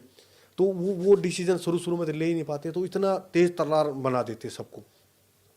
तो मैंने वो पीछे वाले को तो पुश कर दिया, पीछे वाले गेट में चले गए, वो तो एकदम धक्का मारते, मैंने तेज धक्का मारा मिलिट्री, और उसने आतंकवादी ने ग्रेनेड मेरे ऊपर लुकनी कर दिया। जैसे ग्रेनेड उसने मुझ पर फेंका तो मेरे पास में पोजीशन लेने की कोई जगह नहीं थी। तो मैं सेकंड फ्लोर से ही अपनी जान बचाने के लिए नीचे कूद गया। नीचे मैं कूदा तो भगवान की कृपा से ऐसे हुआ, जो ठूठी लगी रहती बारजे में, वो ठूठी में जैसे मेरा रगड़ के शरीर का उस दीवार के साथ ऐसे, तो मेरा वो सीलिंग उसमें फंस गया, मैं ईसा मसीह की तरह ऐसे लटक गया उसमें, और ये मेरी ये कॉलर बाउंड की हड्डी भी निकल गई, वो झटका लगा। तो फिर मैं धीरे से नीचे गिरा तो मैं हैज पे गिरने के बाद मेरा नीचे ज़मीन पे आकर, तो मुझे चोट तो लगी, दर्द तो हुआ, पर मुझे भय इतना था, इतना अंदर से। फटाफट मैंने पोजीशन लिया, एकदम अंदर में गया। अंदर जाते ही मैं देखा तो हमारे हथियार में लाइट भी होती है, MP5 मैंने लाइट जलाई, तो वो बाहर था काफ़ी, उसमें बाहर में काफ़ी आदमी भी, बॉडियाँ भी पड़ी थी। पीछे एक गेट दिखाई दे रहा था, मैं उस गेट तक पहुंचा कि इस गेट को बंद कर दूं, कहीं आतंकवादी यहाँ से ना आ जाए। और मेरे दिमाग में एक चीज़ और दौड़ रही थी, क्योंकि मैंने जो ज़्यादा जिसको ज्ञान होता तो वो बहुत एडवांस चीज़ें आती दिमाग में। तो मैंने सोचा जब ट्रूप से अलग हो जाता ना बंदा तो बहुत मुश्किल हो जाता बचना, क्योंकि वो तो भूल भुलैया था हमारे लिए। तो होटल 2200 कमरे उसमें, और सब गली कोई या कहीं हमने देखा नहीं अपनी ज़िंदगी में कभी, मैं तो ऐसे होटल में कभी गया ही नहीं। और तो मैंने जैसे मैं वहाँ पहुँचा, ये 20 से 30 सेकंड हुई होंगी बस टोटल। मेरे बंदों ने, मैं पता ना हम ऑफेंसिव लड़ाई लड़ते हैं, तो मेरे बंदों ने उनके ऊपर अटैक कर दिया उसी कमरे में।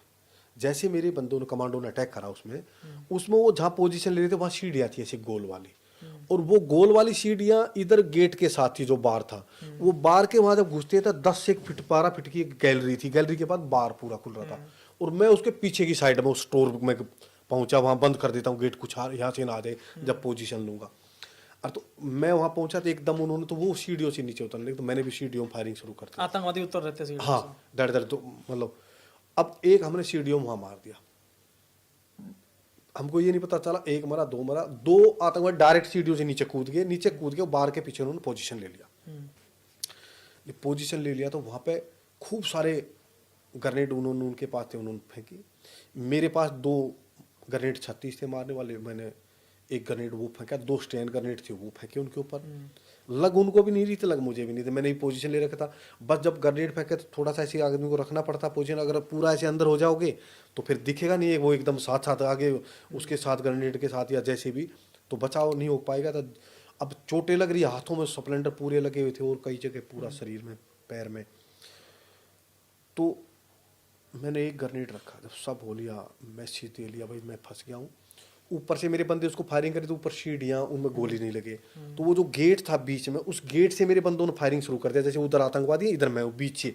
अगर वो वहाँ से आतंकवादी भाग के आएंगे तो हमारी गोलियों के बीच से निकलना पड़ेगा, एक हम गिरा लेंगे एक आधे को तो।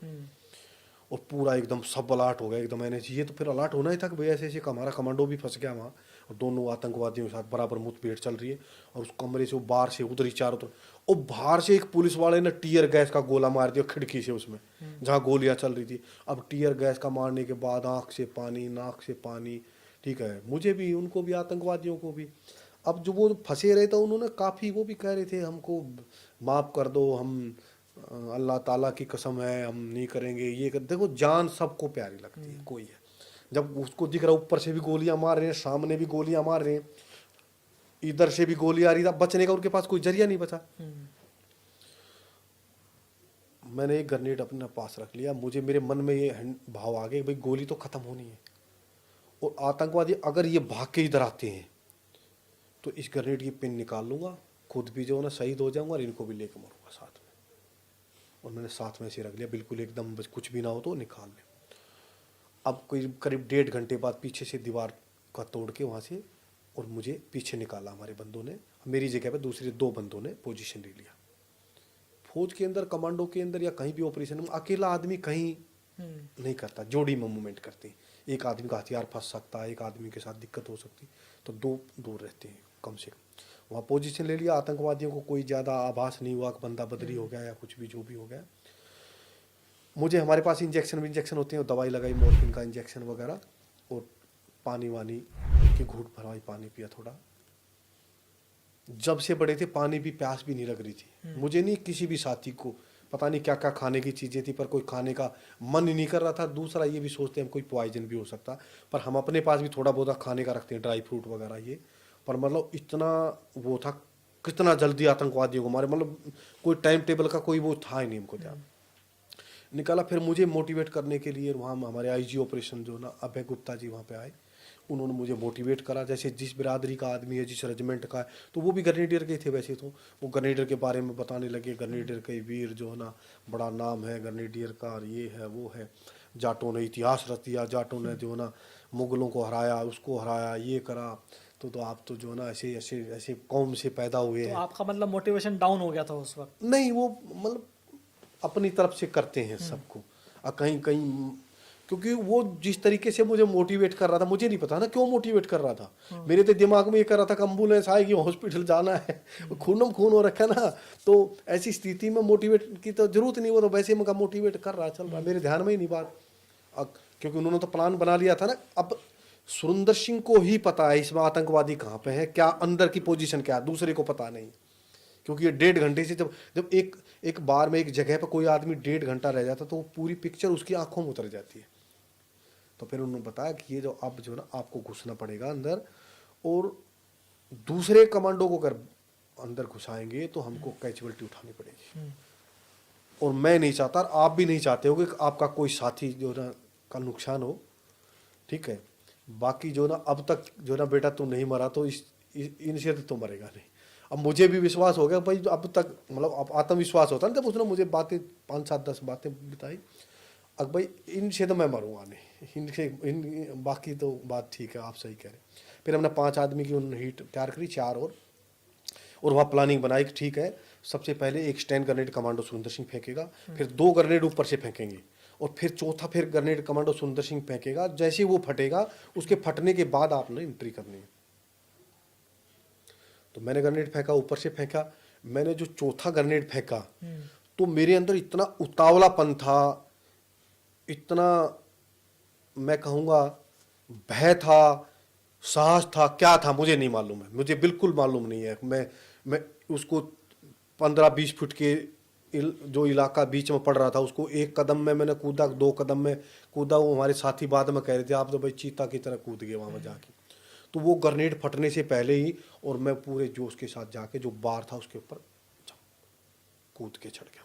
चढ़ के मेरे MP5 के अंदर 32 राउंड थे, पूरे के पूरे मैंने उनमें मिलिटेंट हो गए से, क्योंकि उनकी तो गर्दन दबा रखी थी ना, ग्रेनेड फट रहा था, उनको नहीं पता जो ग्रेनेड हम फाड़ रहे थे वो धमाके वाला ग्रेनेड था, मारने वाला ग्रेनेड नहीं था। पर आतंकवादी को तो ये एक मारने वाला ग्रेनेड है। तो वो दुब के पड़े थे, गोलियां चला रही थी, मेरे पैरों में भी लगी हुई है। तो मैंने पूरा, जब गोली मारने के बाद मेरे दिमाग में साथ साथ ये भी चल रही थी कि आतंकवादी जो है मरता हुआ भी ग्रेनेड निकाल लेता, जैसे मैं भी एक ग्रेनेड रखा हुआ था अपने वो भी रख सकता था। वो भी रख सकता। तो मैंने, हमारे पास कमांडो डैगर होता चाकू, मैंने एकदम पीछे जंप लिया, उनको उनके जैसे पोजीशन थी, उनका फेस ऐसे था, मेरा इधर था, कूद के मैंने चाकू कूदते कूदते निकाल के उनको दोनों को, फिर मैंने ऐसे गर्दन दबा ली। अब भाई कहीं ग्रेनेड ना निकाल दिए कहीं ना कहीं, क्योंकि गोली लगने से एकदम तो मरता नहीं आदमी। अच्छा, पहले आपने गोली मारी, हाँ, उसके बाद दोनों की, फिर दोनों को मैंने चाकू से, दोनों को बिल्कुल वो ठंडे नहीं हो लिए, और फिर हम जो चाकू से, अब वो मेरी टीम तो वहीं रहेगी, पूरे हीट के 4 बंदे, अब वो आए कैसे, जो गोली चल रही है, तो फिर बीच में मैं फंस गया, वो तो वहीं खड़े रह गए, वो राजवीर साहब और वो कहीं, यार भाई हम तो वहीं खड़े रहे। पर जब हमला करते हैं ना बगैर हथियार का, गुत्था मुत्थी की, क्योंकि हम सारे के सारे लोग ब्लैक बेल्ट होते हैं, सारे लोग जूडो कराटे सब चीज़ सिखाते हैं, जो हम कोई चीज़ ऐसी नहीं जो नहीं सिखाते, मतलब आत्मनिर्भर करते हैं हर तरीके से कहीं भी चला। तो जब वो वाला हमला करते हैं, जब हम मान लो बॉक्सिंग ये वो होता है, बैलेट फाइटिंग होती है, जैसे रेजिमेंटें भी लड़ाई लड़ती है, आप देखते होंगे ना, सरवदा शक्तिशाली भारत माता की जय, तो वो बैलेट फाइटिंग होती है, आखिरी लड़ाई मोर्चों में बढ़ बढ़ के मारते। तो वो जो NS जी का नारा, हम NS जी बोलते साहस की विजय, तो ऐसे करके जब मैं उनको मार रहा था, फिर उनको समझ गए हमारे बंदे, फिर फटाफट पहुँच गए। उसके बाद तो फिर वो ऐसे कैसे दबा लिए और जो छोड़ के निकाल के बाहर लेके आए। काफ़ी खून मेरा भी हो रखा था। फिर हॉस्पिटल में जो है ना इलाज चला मेरा, वहाँ पे चला, फिर RR हॉस्पिटल दिल्ली ले आए, दिल्ली में चला। तो आपने ताज होटल में 4 आतंकवादियों को मारा, 4 आदमी को, हमारी टीम। टोटल कितने घंटे का ऑपरेशन था NSG का? ये ऑपरेशन हम लगभग सुबह 5-6 के बीच में घुसे थे, दिन थोड़ा थोड़ा निकल रहा, झाल भोला सा था। और 28 तारीख को जो है रात, जो है ना, ये समझो 29 तारीख होगी है, 29 तारीख को करीब 3:30-4 बजे के आसपास, क्योंकि घड़ी तो हम रखते नहीं है, क्योंकि घड़ी का हमारा काम नहीं, तो लगभग उतने बजे के आसपास तक हम लगा। तो इस ऑपरेशन के दौरान ना आपने कुछ खाया ना पिया, सिर्फ आप आतंकवादियों से मोर्चा लेते रहे? कोई खाना पीना नहीं, कोई मतलब भूख नहीं। देखो, कहने को तो बहुत लंबी लोग झूठ बोलते हैं, चैनलों पर आगे ये कर दे वो नहीं, मतलब जब ऐसी स्थिति होती है, लाश ही लाश, जैसे किसान गेहूं काटता है, खेत में पीछे गट्ठर पड़े रहते, पूली पड़ी रहती ना, ऐसे लाशें पड़ी हुई थी। 166 आदमियों की लाश आदमी देख लेता है, और खून अपने साथियों को देख लेता है, फिर कहाँ तो भूख भूख और तो प्यास वैसे भी लगती नहीं है। लगती। कोई तो राक्षस रूपी आदमी होगा उसके अंदर, उसके बाद तो आपके अंदर गुस्सा और हो रहा होगा कि भाई कैसे भी करके इन आतंकवादियों को मारा, जिन्होंने हमारे देश के इन छोटे छोटे बच्चों को मारा है, छोटी महिलाओं को मारा, निर्दोष, जिनका कोई दोष नहीं था। और ऐसे करते करते हमने वहाँ 627 आदमी को ताज होटल से मैंने रेस्क्यू किया वहाँ से ऑन रिकॉर्ड। और जब जो ना, मतलब गुस्सा जब आगे आगे देख रहे थे ना, एक के बाद ऐसा चेहरा, कोई अपना प्रोग्राम में गया था, कोई शादी में गया था, कोई किसी में गया था, ठीक है ना, तो जब देख रहे थे तो बड़ा गुस्सा हमारा बढ़ रहा था। और लड़ाई यहाँ ख़त्म नहीं हुई, लड़ाई तो हमारी 26/11 के बाद शुरू हुई, कांग्रेस की सरकार के साथ में जो लड़ाई 26/11 के बाद की लड़ाई की बात करेंगे। अच्छा, आप ये बताइए सुरेंद्र भाई कि जैसे आपने बताया कि कमांडोज को गुमराह करके आतंकवादी बुला रहे थे कमरों के बाहर, तो ऐसा ही इन्होंने आम पब्लिक के साथ भी किया होगा कि भाई हम कमांडो हैं, दरवाज़ा खोलो, उन्हें भी मारा होगा। बिल्कुल, बिल्कुल। आपकी लोगों से बात हुई कुछ? ऐसे ही खोल खोल कर ले गए वो बंदे जो बताया ना, जिनको हम निकाल रहे थे, वो कई जगह शुरुआत में ऐसे ही ले गए, नोक कर करके हम आपको निकालने आए। और बाद में तो हम भी उनको कह रहे थे कमांडो आए, हम आपको निकालने आए, तो भी लोग दरवाजा नहीं खोल रहे थे, हमको गेट ही तोड़ना पड़ रहा था। कोई टेबल के नीचे घुसा मिले था, कोई बेड के नीचे घुसा मिले था, फिर उसके पैर का रस्सी बांध के जो ट्रेनिंग के तरीके से, फिर वो बेचारा हाथ जोड़े मिले। अब आतंकवादी तो बढ़ेगा नहीं ऐसे, वो तो फायरिंग करेगा ऐसे बढ़ते के साथ में। अच्छा, चूंकि उनके साथ ऐसी घटनाएं हो चुकी थी कि पुलिस बनकर आतंकवादी घुसे थे, तो उन्हें असली एनएसजी पर विश्वास नहीं हो रहा था कि भाई हमारे देश की सिपाही हमारी जान बचाने आए हैं। अच्छा, एक बात सुरेंद्र भाई मुझे और बताइए, वो वाकई वो मंजर और नज़ारा याद है कि जब आप लोगों ने पहला आतंकवादी मारा और उसके बाद शीशे से उसे निकाल कर आपने बाहर फेंका, उसके पीछे मकसद क्या था? आप देश की जनता को बताना चाहते थे कि भाई एनएसजी ने अपना काम करना शुरू कर दिया है और जो लोग बाहर डर रहे हैं उनको एक मैसेज मिल सके कि भाई हमने कंट्रोल पाने की कोशिश कर ली है और हम आतंकवादी को मार रहे हैं। मैसेज देने की कोशिश थी या कुछ और था? ये बिल्कुल हमने पूरा देश को मैसेज दिया, हमने दुनिया को मैसेज दिया है। अब जो जिस तरीके का हमारे लोगों के साथ करेगा, उनको ऐसे तंदूर की भट्टी में फूंक के डालने की ताकत रखते हैं हम। और जो है ना, उसको बिल्कुल जो ना, आपने उसका देखा भी होगा, उसकी बॉडी ज़्यादा पब्लिक में आई भी नहीं थी, क्योंकि हमारे ऊपर तो ह्यूमन राइट के भी बड़े कानून हम पे लागू करते हैं ना। पर हमें इतनी खून दकती, जब हमारे लोग चले गए, हमने वहाँ लाशें देख रहे, निर्दोषों को मारा, ऐसे ऐसे काफिर, ऐसे लोगों के साथ ऐसा ही होना चाहिए, उनको अच्छा, जिंदा जला देना चाहिए। जब इस तरह के आपके ऑपरेशंस चलते हैं, जब आतंकवादियों से मुठभेड़ चलती हैं, उस वक्त भी क्या आपको मानवाधिकारों के नियम का पालन करना पड़ता है? आपके दिमाग में रहता है कि इस ऑपरेशन को खत्म करने के बाद आपको मानवाधिकार से भी सामना करना पड़ेगा? ऑपरेशन चलते चलते पूरा ध्यान में रखता, सारी चीज़ों को इंटरनेशनल लेवल के नॉर्म्स है उनको पूरा करना पड़ता है। कोई न कोई अगर आत्मसमर्पण करता है तो उसको आप नहीं गोली मारोगे, आप आतंकवादी है, भला इसको चोट लगी है तो उसका आप इलाज कराओगे, उसको सख्ती से कानून। अगर कसाब को पकड़ा जिंदा, कसाब के ऊपर कांग्रेस ने 54 करोड़ रुपए खर्च दिए, कसाब चिकन बिरयानी खाता रहा और कमांडो सुरेंद्र सिंह जैसे भूखा मरता रोटियों के लाले डाल दिए इन्होंने, तो और उनको पकड़ लेते तो और कुछ न कुछ खर्चा ही करते ना, उनकी सिक्योरिटी में लगे रहते।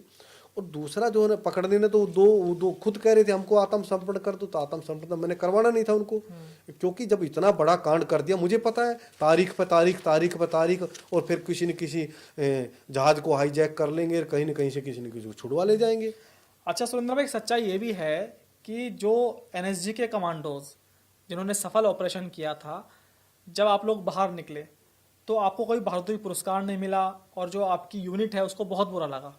बिल्कुल, हमने सही मायने में जो ऑपरेशन किया, सारी दुनिया जानती है कि वहाँ पर पुलिस ने लड़ने से मना कर दिया था, फौज ने लड़ने से, सब ने मना कर दिया था वहाँ लड़ने से। और हमने 7 बंदों को, हमको ताज होटल के अंदर चोट लगी। मैं अपनी लड़ाई नहीं लड़ रहा, मैं सबकी लड़ाई लड़ रहा हूँ, आज भी लड़ रहा हूँ। 7 बंदों में हमको किसी को गैलेंट्री अवार्ड नहीं मिला। 2 बंदों ने नरीमन हाउस में जिनको चोट लगी, 2 आतंकवादी मारे वहाँ पर भी, उनको दोनों को कोई गैलेंट्री अवार्ड नहीं मिला, प्रशासन पत्र तक नहीं दिया गया। और जिन्होंने कुत्ते के नाम पर पत्थर तक नहीं फेंका, जो उनको अशोक चक्कर दिए गए। मैं ये कहता हूँ ठीक है उनको अशोक चक्कर दिए, पर हमारा भी अधिकार था। मरना बहादुरी नहीं है, मारना बहादुरी है। जीत वही है, जो मारेगा वही जीतेगा, वही बहादुर है, और उसी को इनाम मिलना चाहिए। पर आप सिंपैथी पे दे रहे हैं तो सबको देना चाहिए था। 166 लोग जो उधर शहीद हुए, बहुत सारे सिविलियन भी लड़के मरे होंगे, क्योंकि उनकी तो हिस्ट्री नहीं आई होगी। वो किसी ने जरूर आतंकवादी की बैरल पकड़ ली होगी, किसी न किसी बहन ने जरूर आतंकवादी की कनपट्टी के ऊपर बॉक्सिंग मारी होगी। तो देना चाहिए था, फिर ऐसे दे रहे थे तो सबको देना चाहिए था। अन्य तो सही माने में आतंकवादी हम लोगों ने मारे हैं, ऑन रिकॉर्ड मारे हैं। और ऑपरेशन को फतेह हमने किया है। जब सारी फोर्सों ने ऑपरेशन छोड़ दिया था, तब हमने ऑपरेशन को टेक ओवर किया ना। मेरी पेरेंट यूनिट थी, मेरी यूनिट में भी अवार्ड मिले हैं, मेरीन कमांडो को भी अवार्ड मिले हैं। कहानियां सुनाते हैं आके, जिनको अंदर घुसने तक नहीं दिया, वहाँ पे ताज होटल में घुसते ही वहाँ उसकी गैलरी से ही बाहर भागना पड़ा इन लोगों को। और पुलिस ने तो वहाँ लड़ने से बिल्कुल छोड़ ही दिया था सारी चीज़ें। उनको ऑपरेशन, और वही अशोक चक्कर, देश के सबसे बड़े अवार्ड दिए गए हैं। तो वो लड़ाई बिल्कुल एकदम सही लड़ाई है, और सही मायने में, क्योंकि वो सरकार मिली हुई थी इस हमले में, इसलिए उन्होंने उस ऑपरेशन को फेल कर दिया। जो मंसूबे थे पाकिस्तान और कांग्रेस के, उन मंसूबों को जो ना हम लोगों ने निश्चय नाबूद कर दिया, इसलिए हम लोगों को अवार्ड नहीं दिए गए। जो यहाँ 10 जनपद के ऊपर जो ना कांग्रेस के कुत्तों को घुमा रहे थे, उन लोगों को भी गैलेंट्री अवार्ड दिए गए हैं, जो मुंबई गए भी नहीं। अच्छा सुरेंद्र भाई, ये भी पता लगा है मुझे कि आप लोगों की सैलरी भी रोक दी गई थी, पेंशन भी आपको नहीं मिली, क्या सच्चाई है इस बात में? बिल्कुल, जब ये आवाज उठी तो न्यूज चैनलों में चला, कई सारों में, और खासकर सहारा चैनल ने उस समय काफ़ी चलाया, देशभक्तों का दर्द, एनएसजी के कमांडो मांग रहे इंसाफ, वो स्टोरी चलाई कि एनएसजी के कमांडो उनको अवार्ड नहीं मिले क्योंकि इन्होंने जब पहले नाम भेजे तो हमारे नाम नहीं आए। तो हमने बात किया जैसे भाई हम लोगों को क्यों नहीं मिले, नहीं आइए तो अभी सबको जल्दी मिले हैं, आप लोगों को 15 अगस्त में मिलेंगे। जब 15 अगस्त आई तो फिर हम लोगों को गारंटी अवार्ड नहीं मिला, फिर हमने बात की, बोला नहीं अभी 26 जनवरी पे मिलेंगे। वहाँ से वापस भेज दिया कि रक्षा मंत्रालय के बंदे रक्षा मंत्रालय के थ्रू भेजो। जब रक्षा मंत्रालय के थ्रू हमारे नाम भेजे तो रक्षा मंत्रालय से कहा गया अगर भाई ये तो लड़ाई तो इन्होंने एनएसजी से लड़ी है, गृह मंत्रालय से, हम अवार्ड क्यों दे अपने कोटे से। तो उन्होंने फिर वापस भेज दिए। अब जब वापस भेज दिए तो फिर जनवरी आई तो इतन तब तक 2 साल नप गए। 2 साल नप गए तो जो है ना उस बीच में जो है ना कहने लगे आप लोगों का केस तो टाइम बाउंड हो गया। जब टाउन बाउंड हुआ तो हमने मीडिया को बताया, मीडिया वालों को पता चल गया। तो वो जब न्यूज़ चली तो हमको एनएसजी में वहाँ खड़े करके कहने लगे तुम लोगों को हेड शूट करा देंगे, आप लोग तो उसके लिए नहीं हो, आप कोई अवार्ड के लिए नहीं। अरे हम अवार्ड के लिए नहीं लड़े, हमें अवार्ड की नहीं है, पर जो जिनको दिए उनको किस आधार पर दिए हैं। अब करकरे कामटेर ये जो मारे गए हैं इनके पास हथियार भी नहीं था, ये ऑपरेशन का हिस्सा भी नहीं थे, इन्होंने गोलियां भी नहीं चलाई। इनके तो बहुत लोगों ने खुलासे किए, इनके अवार्डों के ऊपर तो बहुत ज्यादा क्वेश्चन मार्क हुए हैं। जिन्होंने पत्थर भी नहीं फेंका एक उनको अशोक चक्कर दे रहे हैं। क्यों? क्योंकि उसकी घरवाली कहने लगी कि मेरा घरवाला कांग्रेस ने मरवाया है, मेरा घरवाला तो साजिश के तहत मारा गया, मेरे घरवाले का बुलेट प्रूफ कहाँ था, मेरे घरवाले का पास हथियार नहीं था। अरे तेरे घर वाले के पास हथियार नहीं था, बुलेट प्रूफ नहीं था, वो तो आईजी था, उसको कौन कहेगा तू बुलेट प्रूफ पहन ले, तू कौन आईजी हथियार लेके चलता, मुझे बता दो कौन सी पुलिस का आईजी हथियार लेके चल रहा है। वो तो किसी प्रोग्राम से थे और टसन लेने के लिए चलो उधर टहलेंगे जाके ताज होटल के वहाँ ऑपरेशन चल रहा है और जो ना चलते नजारा लेंगे, उसका रोल ही नहीं था। जब एनएसजी ने जो दूसरी फोर्सों ने ऑपरेशन को ले लिया अपने हाथ में तो उसका तो काम खत्म हो गया था ऑलरेडी फोर्स का। तो उनको जब अवार्ड दिए, ये खुलासा हुआ उनको दिए, ठीक है दे दिए, मैं नहीं कह रहा हूं, पर उनको तो किसी कोई आधार ही नहीं है। हमारा तो आधार है, हमको क्यों नहीं दिए। जब एक मिशन को हमने खत्म कर दिया, अगर मिशन अधूरा होता तो ये कमांडो सुरेंद्र सिंह मेडल नहीं मांगता। अगर आतंकवादी वहां से भाग गए होते या आतंकवादी बचे रहते या कुछ ऐसी कहानी होती, हमने 100% मिशन को सफल किया। जितने आतंकवादी थे सब आतंकवादियों को मारा और जितने लोग थे उन सब लोगों को वहां से जिंदा रेस्क्यू किया। अच्छा कमांडो साहब, एक बात बताइए, हमारे देश में जो फिल्म निर्माता हैं वो रियल इवेंट्स पर मूवी बनाते हैं। जितने भी हमारे देश के युद्ध हुए पाकिस्तान से या चाइना से, सबको लेकर उन्होंने मूवीज़ बनाई। ठीक वैसे ही मूवी 26/11 को लेकर भी कई डायरेक्टर्स ने बनाई और उसमें देशभक्ति का जज्बा दिखाया जाता है, किस तरह से कमांडोज ने हमारे देश के लिए अपने प्राणों की बलि देने से वो नहीं चूके, लोगों की उन्होंने जान बचाई, उनको जीवन दान दिया। तो जितनी भी फिल्म 26/11 को लेकर बनी, क्या आप सभी फिल्मों से संतुष्ट हैं? वाकई सच्चाई के करीब वो मूवीज़ थी या उनमें सिर्फ एंटरटेनमेंट दिखाया गया? नहीं, वो जो मूवी बनाई है वो मूवी झूठ मूवी है। मैंने तो 1-2 को स्टे लेकर रुकवा दिया था। अभी पीछे वो जो मेजर फिल्म आई उसको भी रुकी रही साल भर तक और वो मुझे कहते रहे ये सारी बनावटी बातें हैं, जो सही स्टोरी हो तो हम बताएंगे। कई कह रहे होटल के अरे होटल में काम करने वाले ने उसने बहादुरी कर दी। अरे उसने काय की बहादुरी कर दी, एक भी होटल का कर्मचारी हमारे साथ चलने को तैयार नहीं था। एक बंदा बोला मैं बताता हूँ रास्ता, चलो अंदर बुलाया हमने, पीछे गाइड भेजो। उन्होंने देखा तो लाशें देखी तो बोला जी मैं तो देख ही नहीं सकता हूँ, सही मायने में नहीं देख सकता, सिविलियन आदमी इतनी लाशें इतना खून खराबा। तो कहा भाई हम छोड़ने नहीं जाए, बोले मैं खुद ही निकल जाऊंगा यहाँ से। तो ये सब मनगढ़ंत कहानियां हैं, किसी किसी के नाम उठा कर ला रहे हैं। जो लोग जो ना टेबलों के नीचे घुसे पड़े थे उनको निकाला वहां से, वो स्टोरियां बता रहे हैं, बहादुरी बता रहे हैं। अरे बहादुरी पूछनी है, लड़ाई पूछनी है तो हमारे जैसा आदमी बताएगा उसने कैसे। अच्छा, आप लोगों से बॉलीवुड के जो डायरेक्टर्स थे उन्होंने कोई बात नहीं करी फिल्म बनाने से पहले? कोई बात नहीं करी किसी तरीके की। बाद में बात करने के लिए कईयों बार आए, आपका भी रोल दे देते हैं, आप भी बताओ, आप पैसे, हमने पैसे के लिए काम नहीं करते। हम पैसे के लिए काम करते तो कहीं बिजनेस करते, पैसे के लिए काम करते तो 2-2 बार एमएलए बन गए, यहीं कोठी बंगले गाड़ लेते। आज अपना ना कोई घर है, ना मकान, ना कोई प्लॉट, ना दुकान, ना कुछ नहीं है। ईमानदारी से फौज की पेंशन लेते, लोगों के टैक्स के पैसे से पेंशन मिलती है। 100% ईमानदारी के साथ उसको निभाता हूँ मैं। और तो जो कुछ तो सच्चाई दिखाओ इसमें, तो बहुत सारी चीज़ें बदली करी उन्होंने। कहा फिर जज साहब मुझे कहने लगी इनको बहुत पैसा लगा है, आप एक बार फिल्म देख लेना, फिर भी कोई कमी रखे तो चेंज कर लेंगे। लेकिन कमांडो साहब, जब भी कोई देशभक्ति से ओतप्रोत फिल्म बनती है तो हम लोग बड़े खुश होते हैं, डायरेक्टर को सलाम करते हैं। लेकिन आज आपने जो फैक्ट बताया कि फैक्ट्स मिसिंग होते हैं उसमें, तो फिर लोग कैसे विश्वास करें उन मूवीज़ पर? बिल्कुल, इसमें तो 100% ही झूठ है। इनमें तो वो जो बातें बता रहे हैं, एक बंदा जिनका कोई लेना देना नहीं, उनका आप बातें कर रहे हैं, मनगढ़ंत कहानियां कर रहे हैं। तो वहाँ जो घटनाएं हुई हैं उसको आप अगर 60% भी सही दिखाएंगे तो बहुत अच्छा रहेगा, पर जो है ना 80% झूठ दिखाते हैं, 20% 5% बातें, वो तो घटना घटी है तो उसे दिखाना है, गोली चली है तो गोलियां चला रहे। पर सही मायने में कितने कठिनाई में लोग वहाँ से निकले हैं, किस तरीके से रिस्क्यू किया, किस तरीके से जो बहादुरी का गुणगान करते हैं यहाँ आके, उनको तो पता ही नहीं क्या हो रहा है अंदर। एनएसजी की थोड़ी ट्रेनिंग के बारे में बताओ, क्योंकि आपने जो अपनी आंखों से देखा, आतंकवादियों से लोहा लिया, कई बार सिचुएशन ऐसी थी कि आपको पता नहीं था कि भाई कौन सा अपना आदमी है, कौन आतंकवादी है। तो इन सब परिस्थितियों से निपटने के लिए ट्रेनिंग सबसे महत्वपूर्ण पार्ट होती है। थोड़ी जो सबसे कठिन ट्रेनिंग आपको लगी एनएसजी की, उसके बारे में थोड़ा बताइए आप। क्योंकि एनएसजी की जो ट्रेनिंग है ना वो बहुत हार्ड है। पहली बात तो वहाँ से छट के बंदे आते हैं, 30 साल के कम की उम्र के होते हैं और कम से कम 5 साल से ज़्यादा नौकरी होनी चाहिए। और सब जगह से नहीं आता, कैसे कोई भी चल के आ गया। जो अच्छी यूनिटें हैं, अच्छी रेजिमेंट है, पैरा कमांडो है और इन्फेंट्री की यूनिट है, उन्हीं में से बंदे आते हैं। और वो बंदे आने के बाद मान लो 500 बंदे, 1000 बंदे आए तो सबसे पहले साइकोलॉजी के टेस्ट होते हैं, फिर और फिजिकल टेस्ट होते हैं सारे के सारे। और वहाँ यूनिट में भी अच्छे टेस्ट पास करके आते हैं। 500 आदमी की ट्रेनिंग स्टार्ट होती, बाकी चले जाते हैं, कुछ वैसे चले जाते हैं, जब रोल का पता चलता क्या रोल है यहाँ पे, कई वैसे आ जाते हैं। उसके बाद फिर ट्रेनिंग में चोट लग के किसी की डेथ भी हो जाती है, बहुत सारे लोग वापस चले जाते हैं।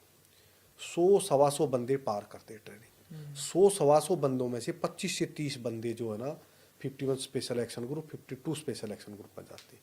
51 स्पेशल एक्शन ग्रुप का प्राइमरी टास्क है एंटी टेररिस्ट और सेकेंडरी टास्क है एंटी एयर हाईजैकिंग। और 52 एसएजी का टास्क है प्राइमरी एयर हाईजैकिंग और सेकेंडरी एंटी टेररिस्ट। दोनों एक ही सिक्के के पहलू हैं। वो ज़्यादा उसके लिए तैयारी करते रहते हैं, हम ज़्यादा एंटी टेररिस्ट के लिए ज़्यादा तैयारी, रेस्क्यू ऑपरेशन के लिए ज़्यादा तैयारी करते रहते हैं। अब वो जब यहाँ आने की बात आती है तो यहाँ आने के नाम से भी बहुत सारे लोग कतराते हैं, क्योंकि असली तो लड़ाई इन्होंने लड़नी। बाकी जो जाते हैं वो ट्रेनिंग में चले जाते हैं और बाकी और जगह एडम ड्यूटी वगैरह के लिए चले जाते हैं। तो यहाँ आने के बाद फिर ट्रेनिंग शुरू हो जाती है। बाकी वाले की नहीं होती, बाकी तो चले जाते इधर उधर जिन्ना काम में लग जाते नॉर्मल। यहाँ पे फिर ट्रेनिंग शुरू होती है दोनों में। कम से कम 2-3 महीने की ट्रेनिंग और चलती है। वो जो 3 महीने की ट्रेनिंग चलती है वो बहुत हार्ड ट्रेनिंग होती है। दिन रात अंधेरा चांदना कुछ नहीं है उसमें, घोड़े की तरह दौड़ाते रहते। 40-40 किलोमीटर के टेस्ट होते हैं दौड़ के, और 28-28 32-32 kg वजन होता है कमर के ऊपर। एक बार आपको ट्रेनिंग में हल्की सी भी चोट लगी तो आपकी ठीक नहीं होगी, फिर आपको वापस ही जाना था, वो दर्द बढ़ता चला जाएगा आपका। एक बार आपको हल्का कट लग गया, कहीं जख्म हो गया तो वो ठीक नहीं होगा धीरे से। और तो वो लगातार अपने आप को बचाते हुए चोट ना लगे उस तरीके से ट्रेनिंग करनी रहती है। तो उसमें ऐसी ट्रेनिंग कराते हैं जो नॉर्मल जवान के लिए संभव नहीं है, सोच भी नहीं सकता। आप हेलीकॉप्टर को लटका दिए और हेलीकॉप्टर आपको हवा में उड़ा के घूम रहा है, आप पतली सी रस्सी से लटके हुए, रस्सी तो मजबूत होती खैर, पर रस्सी से तो लटक रहे हैं ना, भय तो बहुत होता है ना। और बार बार उन चीज़ों से दोहरा के, तो ट्रेनिंग से एक आत्मविश्वास बढ़ता है, और आत्मविश्वास जब बढ़ता है तो आत्मविश्वास से ही लड़ाई जीती जाती है। इसलिए तो एनएसजी के बारे में कमांडो साहब कहा जाता है कि जब एनएसजी कमांडो निकलते हैं तो सर पर कफन बांध कर निकलते हैं। और जो आपने बताया वाकई कि जो आप लड़ाई लड़ते हैं वो ऑफेंसिव लड़ाई लड़ते हैं, बाकी जो फोर्स है वो डिफेंसिव लड़ाई लड़ती है अपने आप को बचाकर। आप लोग सीधा घुस जाते हैं, गोली या तो आप आतंकवादियों में मारते हैं दुश्मनों में, या फिर गोली आपको लगती है। अच्छा चलिए, 26/11 की बात तो काफ़ी हुई, आपने बहुत बड़ी चीज़ें बताई, कई आपने अपने एक्सपीरियंस बताए। अब बात करते हैं कारगिल की। कारगिल की लड़ाई भी बहुत टफ थी, दुश्मन ऊपर था और आप नीचे से लड़ रहे थे। और जहाँ तक टाइगर हिल्स की बात है, तो जो मैंने आपके बारे में पढ़ा है, आप योगेंद्र यादव की टीम में थे, और जब आप टाइगर हिल्स पर पहुंचे तो किस तरह से युद्ध शुरू हो रहा था, थोड़ा दर्शकों को बताएं इसके बारे में। जो योगेंद्र यादव जी है, हम एक रेजिमेंट में थे। जो वो वाली टीम थी उस टीम का हिस्सा नहीं था मैं पार्ट, पर रेजिमेंट का हिस्सा था। वो भी ग्रेनेडियर में ही, हम भी ग्रेनेडियर में। तो पहले जो युद्ध हुए ना पूर्व में, उसमें क्या है, मान लो ग्रेनेडियर ने लड़ाई लड़ी तो बहुत लोग जख्मी हो जाते हैं। जब लड़ाई होती है कैजुअल्टी बहुत हो जाती है, तो दूसरी यूनिट उसको जगह लेती, टेक ओवर करती है। अब जो टेक ओवर करती है तो वो अपना झंडा फहरा देती थी, अब ये लड़ाई तो फलानी रेजिमेंट ने जीती है और रेजिमेंट दूसरी जीती होती है। तो अब की बार उस लड़ाई में क्या किया था, जो रेजिमेंट लड़ाई लड़ेगी उसका रिफोर्समेंट भी उसी की रेजिमेंट करेगी। मतलब ग्रेनेडियर लड़ी थी ग्रेनेडियर, जाट लड़ी जाट, तो 4 पलटन ग्रेनेडियर की थी वहां पर, 22 ग्रेनेडियर, 16 ग्रेनेडियर, 18 ग्रेनेडियर और सेकंड ग्रेनेडियर। और ऐसे ही राजरीप की पलटन थी वहां पे, और ऐसे ही जाट रेजिमेंट की बटालियन थी। तो जो वहां लड़ाई लड़ी जाती थी वहां बहुत ज्यादा पहाड़ी है। मैं पीछे से जाता हूँ, हम नई रिक्रूट थे, हमारी 2-3 साल नौकरी थी, तो हम जयपुर में पोस्टिंग थी। जयपुर से हम लोगों को लोंगे वाला, सादे वाला, तनोट राय वाला, वो क्षेत्र हमारी रेजिमेंट जो भी जयपुर रहती परमानेंट लोकेशन है, वो वहीं लड़ाई लड़ेगी। तो वहाँ थे, वहाँ से हम लोग उस बाई रोड भेजा गया। वहाँ पे बाई रोड हम गए, यहाँ से होते हुए जयपुर, झज्जर, जयपुर से बाय रोड गए, कश्मीर गए? बाई रोड झज्जर होते हुए, और जो ना पठानकोट में फिर हमने गाड़ियाँ चेंज करी। वहाँ हिल एरिया के ड्राइवर अलग होते हैं, यहाँ के अलग होते हैं। लोगों ने बहुत स्वागत करा, जगह जगह बहनें राखियाँ बांध रही थी। इतना जोश जनू और जज्बा, मतलब आदमी जो कई बातें हैं, जैसे वो किसी को तैयार करते हैं, हम तो लड़ाई में भी ढोल बजते हैं, आप देखते हो बैंड बजता है, लड़ाई जब होती है तो पूरा जवान का मोरल डाउन ना हो, पूरे जोश के साथ मामला होता है। तो वो उस तरीके से जगह जगह लोगों ने स्वागत किए। और हम लोगों को ऐसा था कि कितनी जल्दी पहुंचे, मतलब होता है ना कितनी जल्दी वहां पहुंचे। वहां पहुंचने के बाद वहां लड़ाई शुरू करी। अब वहां जब जाते तो वहां पर ऑक्सीजन नहीं है, वहां बहुत हाइट पर चला जाता मामला। और उसके बाद भी वहां से भी आप चलोगे द्रास में जाने के बाद भी, Dras world second cool place जगह है, वहीं वो टाइगर हिल की लड़ाई थी।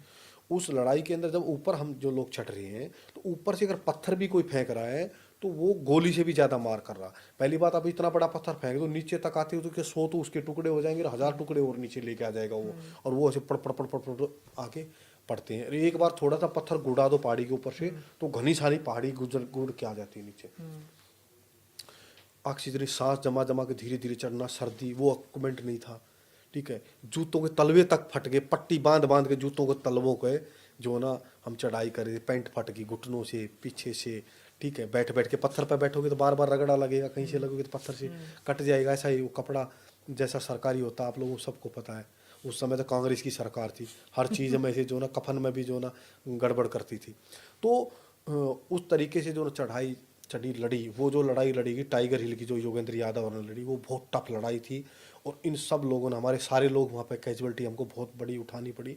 ये भी योगेंद्र यादव भी ये समझो कि ये भी एक लाश समझ के उठा के इसको लेके आए, उसके बाद में जीवन दान मिला। तो बहुत बहादुरी के साथ इन्होंने लड़ाई ली। उसके बाद हमने जो आगे लड़ाई ली, हमने 52-40 के ऊपर लड़ाई लड़ी, वो इससे भी टफ लड़ाई थी। और उसके सामने ही ऊपर पोस्ट 53 पाकिस्तान पे पास रहेगा, उसको भी हमने कब्जे पे लेना। सबसे ऊंची पहाड़ी वही पड़ती है आज के टाइम में, वो आगे और जाके। अब वहाँ उस पहाड़ी तक पहुँचने में हमको 2 दिन लगते हैं पैदल में। 51-40 की लड़ाई लड़ी, तो महीनों चली वो लड़ाई, एक दिन नहीं था। बम जब आते थे तो ऐसा महसूस होने लगा कि अब ये गिरेगा या आगे जाएगा, मतलब आवाज है कि जा रहा आ रहा। और शुरू में जो सीनियर लोग थे, पुराने लोग थे आपकी तरह, वो समझाते थे नए नए रंगरूटों को तो जोश होता है, लड़ाई का तो ज्ञान होता, इधर बंदर की तरह कभी इधर कूदे, इधर नाचे, ठीक है ना। अब नाचने कूदने से तो लड़ाई नहीं होती।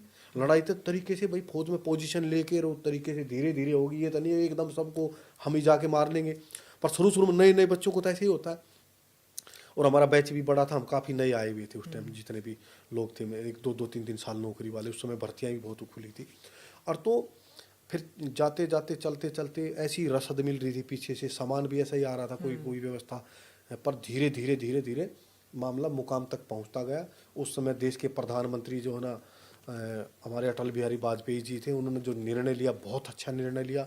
बहुत तगड़ा जो है ना दबाव पाकिस्तान के ऊपर बना के रखा। बाकी मोर्चों के ऊपर फौज अलर्ट रही। पाकिस्तान को ये भी भय रखा कि हम सारा मोर्चा खोल देंगे तो जो है आप कहीं के नहीं रहोगे। इसलिए पाकिस्तान भी वहाँ पूरा दबाव नहीं बना पाया। बाकी बॉर्डर के ऊपर लगा भाई पूरा प्रेशर आया, और एक लिमिटेड लड़ाई गई। वो 2 ही जिलों के अंदर लड़ाई लड़ी गई थी, मतलब डिस्ट्रिक्ट कारगिल है और जो है ना द्रास, गुमरी, उस एरिया के अंदर मस्को घाटी, ये यहाँ तक लड़ाई थी। तो इतना कठिनाई झेलनी पड़ी कि एक तो सर्दी की लड़ाई, हम लोगों को सर्दी भी बर्फीली पहाड़ियां, बहुत ज्यादा, चढ़ाई ऊंची, दुर्गम रास्ता, कोई नहाना न धोना न कोई मतलब नहीं, महीनों तक। अच्छा सुरेंद्र भाई, मैंने ये भी पढ़ा था कि आपके सामने चुनौती ये भी थी कि जो पाकिस्तानी थे वो इंडिया, जो भारतीय सेना थी उसमें मिल गए थे, तो आपने कैसे आइडेंटिफाई इनको किया कि भैया पाकिस्तानी हैं? क्या आपका भी किसी ऐसे व्यक्ति से सामना हुआ जो पाकिस्तानी था और उसने कहा कि मैं भारतीय हूँ? नहीं, हमारी टीम के साथ कोई सामना नहीं हुआ। और बहुत सारे थे वो वर्दी बदल रहे थे, जैसे इंडिया वाले बंदे थे हमारे जो कैजुअलिटी हुए उनके कपड़े उठा ले गए, उनकी वर्दी पहन ली, तो वो एक कन्फ्यूजिंग था। और वो एक्चुअली फौजी थी वहाँ की। आतंकवादी तो नाम ले रहे हैं कि हम हमारे नहीं है, ऐसे आगे वैसे। वो तो डिफेंस, उन्होंने बहुत दिन से डिफेंस ले रखा था वहाँ। उन्होंने मोर्चे बना रखे थे, पक्के मोर्चे थे, उनमें अमनिशन था, रह रहे थे, खाने का साल भर का सामान रखा हुआ था वहाँ। तो 6 महीने 8 महीने तो रास्ता बंद ही हो जाता, कुछ नहीं इधर उधर होता। हम भी उस लड़ाई के बाद वहाँ फंसे रहे हैं लंबे टाइम तक। वो कहानी मैं आपको बताता हूँ। इस लड़ाई जब लड़ने के बाद जो है ना, बहुत सारे लोगों को समझौता होने के बाद छुट्टी भेज दिया। जो हम लोग थे तो हमको ऊपर पोस्टों में थे तो ऊपर ही रोक दिया कि भाई नीचे से छुट्टी काट के आ जाए। कई महीने हो गए, लोग जो नए छुट्टी काट के वो आप लोग वो बदल रहे। तो उस साल बर्फ़ इतनी गिर गई कि पहले ही दीपावली पे ही बर्फ़ गिर गई, कोई करीब 60-60 फुट बर्फ़। तो जो जहाँ वही मूवमेंट हो गया। हमारे पास कोई राशन पानी जो चढ़ा था वही चढ़ा, बाकी नहीं। और राशन पानी चढ़ाने का भी रास्ते तो थे नहीं। आधा रास्ता गुमरी तक पड़ता, गुमरी तक तो रास्ता बना लिया था, वहाँ तक तो गाड़ी चली जाती थी, घोड़े गाड़ों से राशन चला जाता था। और उसके बाद जो है बेस बनाया, वो सेंडो जगह एक सेंडो बेस बना, सेंडो तक चला जाता था सामान। सेंडो पर जाने के बाद तो पैदल जाना पड़ता था। ऊपर से हम उतर के आते पैदल पैदल पगडंडियों से, ठीक है। और नीचे से एक पार्टी जाती तो बीच में हमारा मिलाप होता, वहाँ से हम उनसे सामान तेल लेते, फिर हम वापस चले जाते और वो नीचे थे। तो इस प्रक्रिया में पूरा दिन हम अंधेरा पहुँचते, सुबेरे अंधेरे में निकलते नीचे आने के लिए और शाम को अंधेरा पड़ते। और इतना रास्ता था कि आदमी यहाँ से चले पैदल का तो रात को वहाँ पर पहुँचे। तो रोजाना का यही था मामला। तो फिर वो बर्फ़ गिरने के बाद तो सब चीज़ें बंद होगी, ना कोई टेलीफोन है, ना कोई चिट्ठी आना, ना कोई पत्री आना, ना उस पर कोई हेलीकॉप्टर, ना कोई चिड़िया, ना कबूतर। 14 महीने बाद हम पोस्ट से उतरे। हम लोगों को रक्षा मंत्री लेने के लिए गए थे, हमारे बड़े बड़े अफसर गए थे। 14 महीने तक घर वालों को भी ये लगा लो कोई वो नहीं था। वो नीचे से चिट्ठी लिख के भेज देते कि ठीक है, घर से चिट्ठी चली जाती थी कि हम भी ठीक है। तो ये सारी प्रक्रिया रही। पाकिस्तान वाले हमारे नज़दीकी सामने पोस्ट है, एक हवा के रास्ते से 50 मीटर 20 मीटर आवाज़ मारे तो सुनाई दे, और थोड़ा सा भी दिखे तो फायरिंग खुल जाए। वहाँ तो फायरिंग लगातार चलती रहती थी, थोड़ा दिख जाए कोई तो उधर वो भी लगातार भय। बर्फ़ में भी भैया पोस्ट पर अटैक ना कर दे आके, उनको भी हमारा भय रहता कि हम उनके पोस्ट पर जाकर अटैक उनको न कर दे। होती रहती है बॉर्डर के ऊपर, क्योंकि वो तो LC है, जिसका कब्जा उसी का ज़मीन रहती है। तो वहाँ ऐसा नरक, ना कोई ढाडी बनाना, ना कोई पानी, ना कोई पीना, ना कोई, मतलब ये लगा लो कि किसी भी तरीके का जो नरक वाले की तरह लगा लो, काला रंग हो गया सब लोगों का। तो जब उतर के आए तो बड़ा रक्षा मंत्री ने उन्होंने स्वागत किया। जब पहुँचे तो बड़ी लंबी कहानी रही है। अच्छा कमांडो साहब, आपने देश के दुश्मनों का तो भरपूर इलाज किया, लेकिन आजकल राजनीतिक दुश्मनों का क्या हाल है? आपके कौन है आपके राजनीतिक दुश्मन, और उनको टारगेट पर कैसे लेंगे? राजनीति में आने के बाद में सही मायने में तो देखा जाओ, पुराने टाइम में तो ये एक समाज सेवा थी, लोगों की सेवा भाव के मन से जो ना काम करने के लिए लोग आते हैं। परंतु आज मैं देख रहा हूँ अब इस 5, 7, 10 साल के अंदर अंदर इसके अंदर जो बिजनेस करने वाले लोग हैं, वो लोग बिजनेस पर्पज वाले लोग राजनीति के अंदर घुस गए हैं। जो लोग 5 साल तक जो सेवा करते हैं, जो 10-10 साल 15-15 साल से जो सेवा कर रहे हैं, जो दुख तकलीफ में खड़े रहते हैं, जब चुनाव आता तो वो लोग गायब हो जाते हैं। और जो ऐसे जो बिजनेसमैन वो अंधाधुंध चकाचौंध कर देते हैं, जो कोई एरिया में देखने भी आता तो उसको वो चकाचौंध ही दिखती है। तो वो ऐसे जो बिजनेसमैन है, जो वो समाज के लिए भी घातक हैं, देश के लिए भी घातक हैं। और क्योंकि उनको तो सिर्फ उनका एक पर्पज के लिए आए, जो अन्ना हजारे जी कहते थे, पैसे से सत्ता और सत्ता से पैसा। लेकिन 2 बार आप आम आदमी पार्टी के MLA रहे, अगर मैं गलत नहीं हूँ, तो 2 साल तक आपने कैसे सरवाइव किया? 2 साल में दो टर्म में समझ में नहीं आया आपकी कि भाई केजरीवाल बिजनेसमैन है? नहीं, मेरी समझ में आ गया केजरीवाल बिजनेसमैन है। और जो है ना 2018-19 के अंदर ही मैंने उनको बोल दिया था कि भाई मैं जो है ना, मैं आपके साथ नहीं रहूँगा, मैं अभी मुझे बेशक भलाई छोड़ देना। जो आदमी सर्जिकल स्ट्राइक, जो देश की एकता अखंडता के लिए, जो अपने प्राणों की न्यौछावर करने के लिए जो कमांडो पाकिस्तान के अंदर घुस के और उनके ठिकानों को निस्ते नाबूद कर दिया अपनी जान पर खेल के, और वहाँ आतंकवादियों को मारा, और पूरी दुनिया जो है ना उनकी जय जयकार कर रही है, देश जय जयकार कर रहा है। और जो ना कांग्रेस पार्टी और जो ना अरविंद केजरीवाल जो ना सैनिकों से सबूत मांगने की बात करता है। अरे सैनिक सबूत कहाँ से लेके आए? वो लड़ाई के अंदर गोलियां चलाएं, कैमरा लेके वीडियो बनाए, ऐसे निकम्मे आदमी को मैं उसी दिन मेरे उनके दो रास्ते हो गए थे जिस दिन सर्जिकल स्ट्राइक के ऊपर आम आदमी पार्टी वाले इन लोगों ने क्वेश्चन किए और मैंने इनको लाख मना करा। मैंने इनको बताया भी अब भाई ये चीज़ें कहने की नहीं होती है। देश का जवान लड़ाई लड़ी है मैंने, मैं कोई वैसा फौजी नहीं हूँ। अगर मैं कोई दूसरी ऐसी फौज में था, मेरा काम ही लड़ाई लड़ने का था। अरे भाई एक आम नागरिक भी जानता है भैया जो फौजी लड़ाई लड़ रहा है वो कैमरा लेकर फोटो खींचेगा। अच्छा कमांडर साहब, एक आखिरी सवाल आपसे। ऑपरेशन पराक्रम के बाद ऑपरेशन लोटस, क्या लगता है कि आपको अब सफलता कैसे मिलेगी? क्या जो ऑपरेशन लोटस के आला कमान है वो समझेंगे आपकी भावनाओं को, आपके हाथ में देंगे ऑपरेशन लोटस? आज जो ना देश का प्रधानमंत्री जो है ना और देश का गृह मंत्री, रक्षा मंत्री इतने जो है ना जज्बे और जुनून के साथ है पूरी टीम। और मैं तो प्रधानमंत्री जी के जो नरेंद्र मोदी जी के जज्बे को और उसको देख के प्रेरित होकर भारतीय जनता पार्टी का दामन थामा है। जब दो देशों की लड़ाई हो रही है, रशिया यूक्रेन की, हिंदुस्तान का प्रधानमंत्री जब बोलता है अगर मेरे देश के अगर किसी बेटा बेटी को अगर गोली लगी या खरोच भी लगी तो मैं समझूंगा हिंदुस्तान के ऊपर हमला है। दो देशों का युद्ध रुक जाता है, कितनी बड़ी बात है। आप पड़ोसी लड़ रहा है उसको रोक नहीं सकते एक मिनट के लिए। जब देश के प्रधानमंत्री के लोग पैर छूते हैं, दूसरे देश का प्रधानमंत्री कहता है मेरे लिए ये भगवान है, इसने संजीवनी बूटी भेजी मेरे लिए। जब देश का गृह मंत्री धारा 370 को हटा देता है तो मेरे लिए इससे बड़ा सौभाग्य की बात क्या होगी। जब देश के अंदर चौतरफा विकास हो रहा है, जब हिंदुस्तान के अंदर कोई एक हथियार नहीं बनाती थी पुराने टाइम में, आज हिंदुस्तान दूसरे देशों को हथियार बेचने का काम करता है। आज जो चांद के ऊपर देश को पहुंचा दिया। आज हिंदुस्तान का प्रधानमंत्री जाता था, अमेरिका का राष्ट्रपति और उसकी वाइफ एक तरफ काख में हाथ वो देती है, एक में वो काख में हाथ देता, व्हाइट हाउस में लेके जाते हैं। और एक टाइम ऐसा था तो हमारे देश के प्रधानमंत्री कोने में खड़ा कर देते थे, तलाशी ले लेकर पगड़ी तक रुकवा देते थे।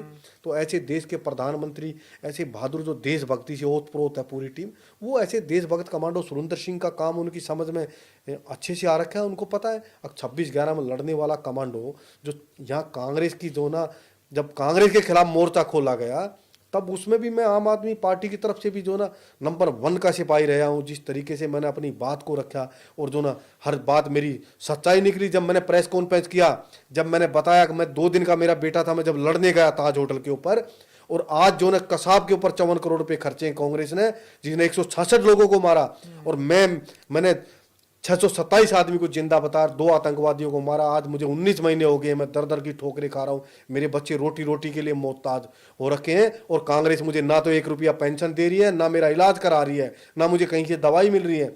और मुझे 14 साल 3 महीने की नौकरी के अंदर इन्होंने मेडिकल बोर्ड आउट कर दिया। इन सब चीज़ों से प्रूव होता है जहाँ मुझे गैलेंट्री अवार्ड देना चाहिए था, जहाँ मुझे जगह जगह सम्मान करना चाहिए था, उसकी जगह मुझे जब आवाज़ उठी तो मुझे नौकरी से आउट कर दिया। तो इसलिए मैं कहता हूँ कि उस हमले में कांग्रेस मिली हुई थी। और मैं ही नहीं, बहुत सारे जजों ने बोला है, बहुत सारे अधिकारियों ने बोला है अगर वो हमला करवाया हुआ हमला था। तो दूसरी तरफ देश का प्रधानमंत्री ऐसा है, जब हमारा उसको पकड़ा वहां अभिनव को, जब पाकिस्तान के अंदर हमारा जहाज गिरा, तो जब पाकिस्तान जब उसको छोड़ नहीं रहा था तो अमेरिका ने बोला कि अब वो हिंदुस्तान नहीं है, अब नरेंद्र भाई मोदी का हिंदुस्तान है और ये हिंदुस्तान तुमको निस्ते नाबूद कर देगा, नहीं तो इस हिंदुस्तान के शेर को अभी का भी छोड़ दो। तो ऐसे प्रधानमंत्री के साथ, और आज जो ना जिस तरीके से पाकिस्तान को कटोरा हाथ में दे दिया, वो विदेश नीति जो ना हमारी जो काम कर रही है, जो हिंदुस्तान का जो परचम फहरा रखा है, ऐसे वीर योद्धा, ऐसे प्रधानमंत्री ऐसे कभी कभी मिलते हैं। दूसरी बात मैं कहना चाहूँगा, देश का प्रधानमंत्री पूरे देश को अपना परिवार मानता है।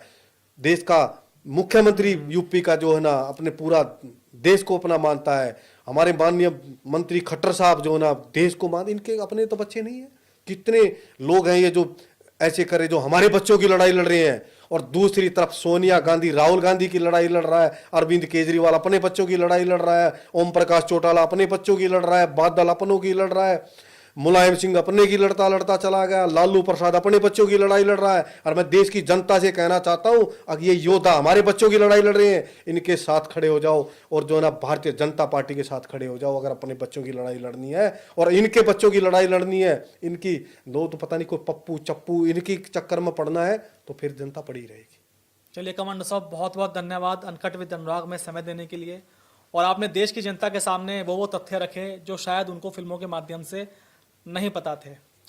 तो दोस्तों, बहुत से लोग मुझसे पूछते हैं कि भाई आप किस तरह की फिल्में देखना पसंद करते हैं। मैं उनको हमेशा जवाब देता हूं कि मुझे जो देशभक्ति के ऊपर फिल्म बनती हैं, जो हमारे देश की जो जो कमांडो हैं, सेना है, जब वो ऑपरेशन करती है, उस तरह की मूवीज़ मुझे बहुत पसंद हैं।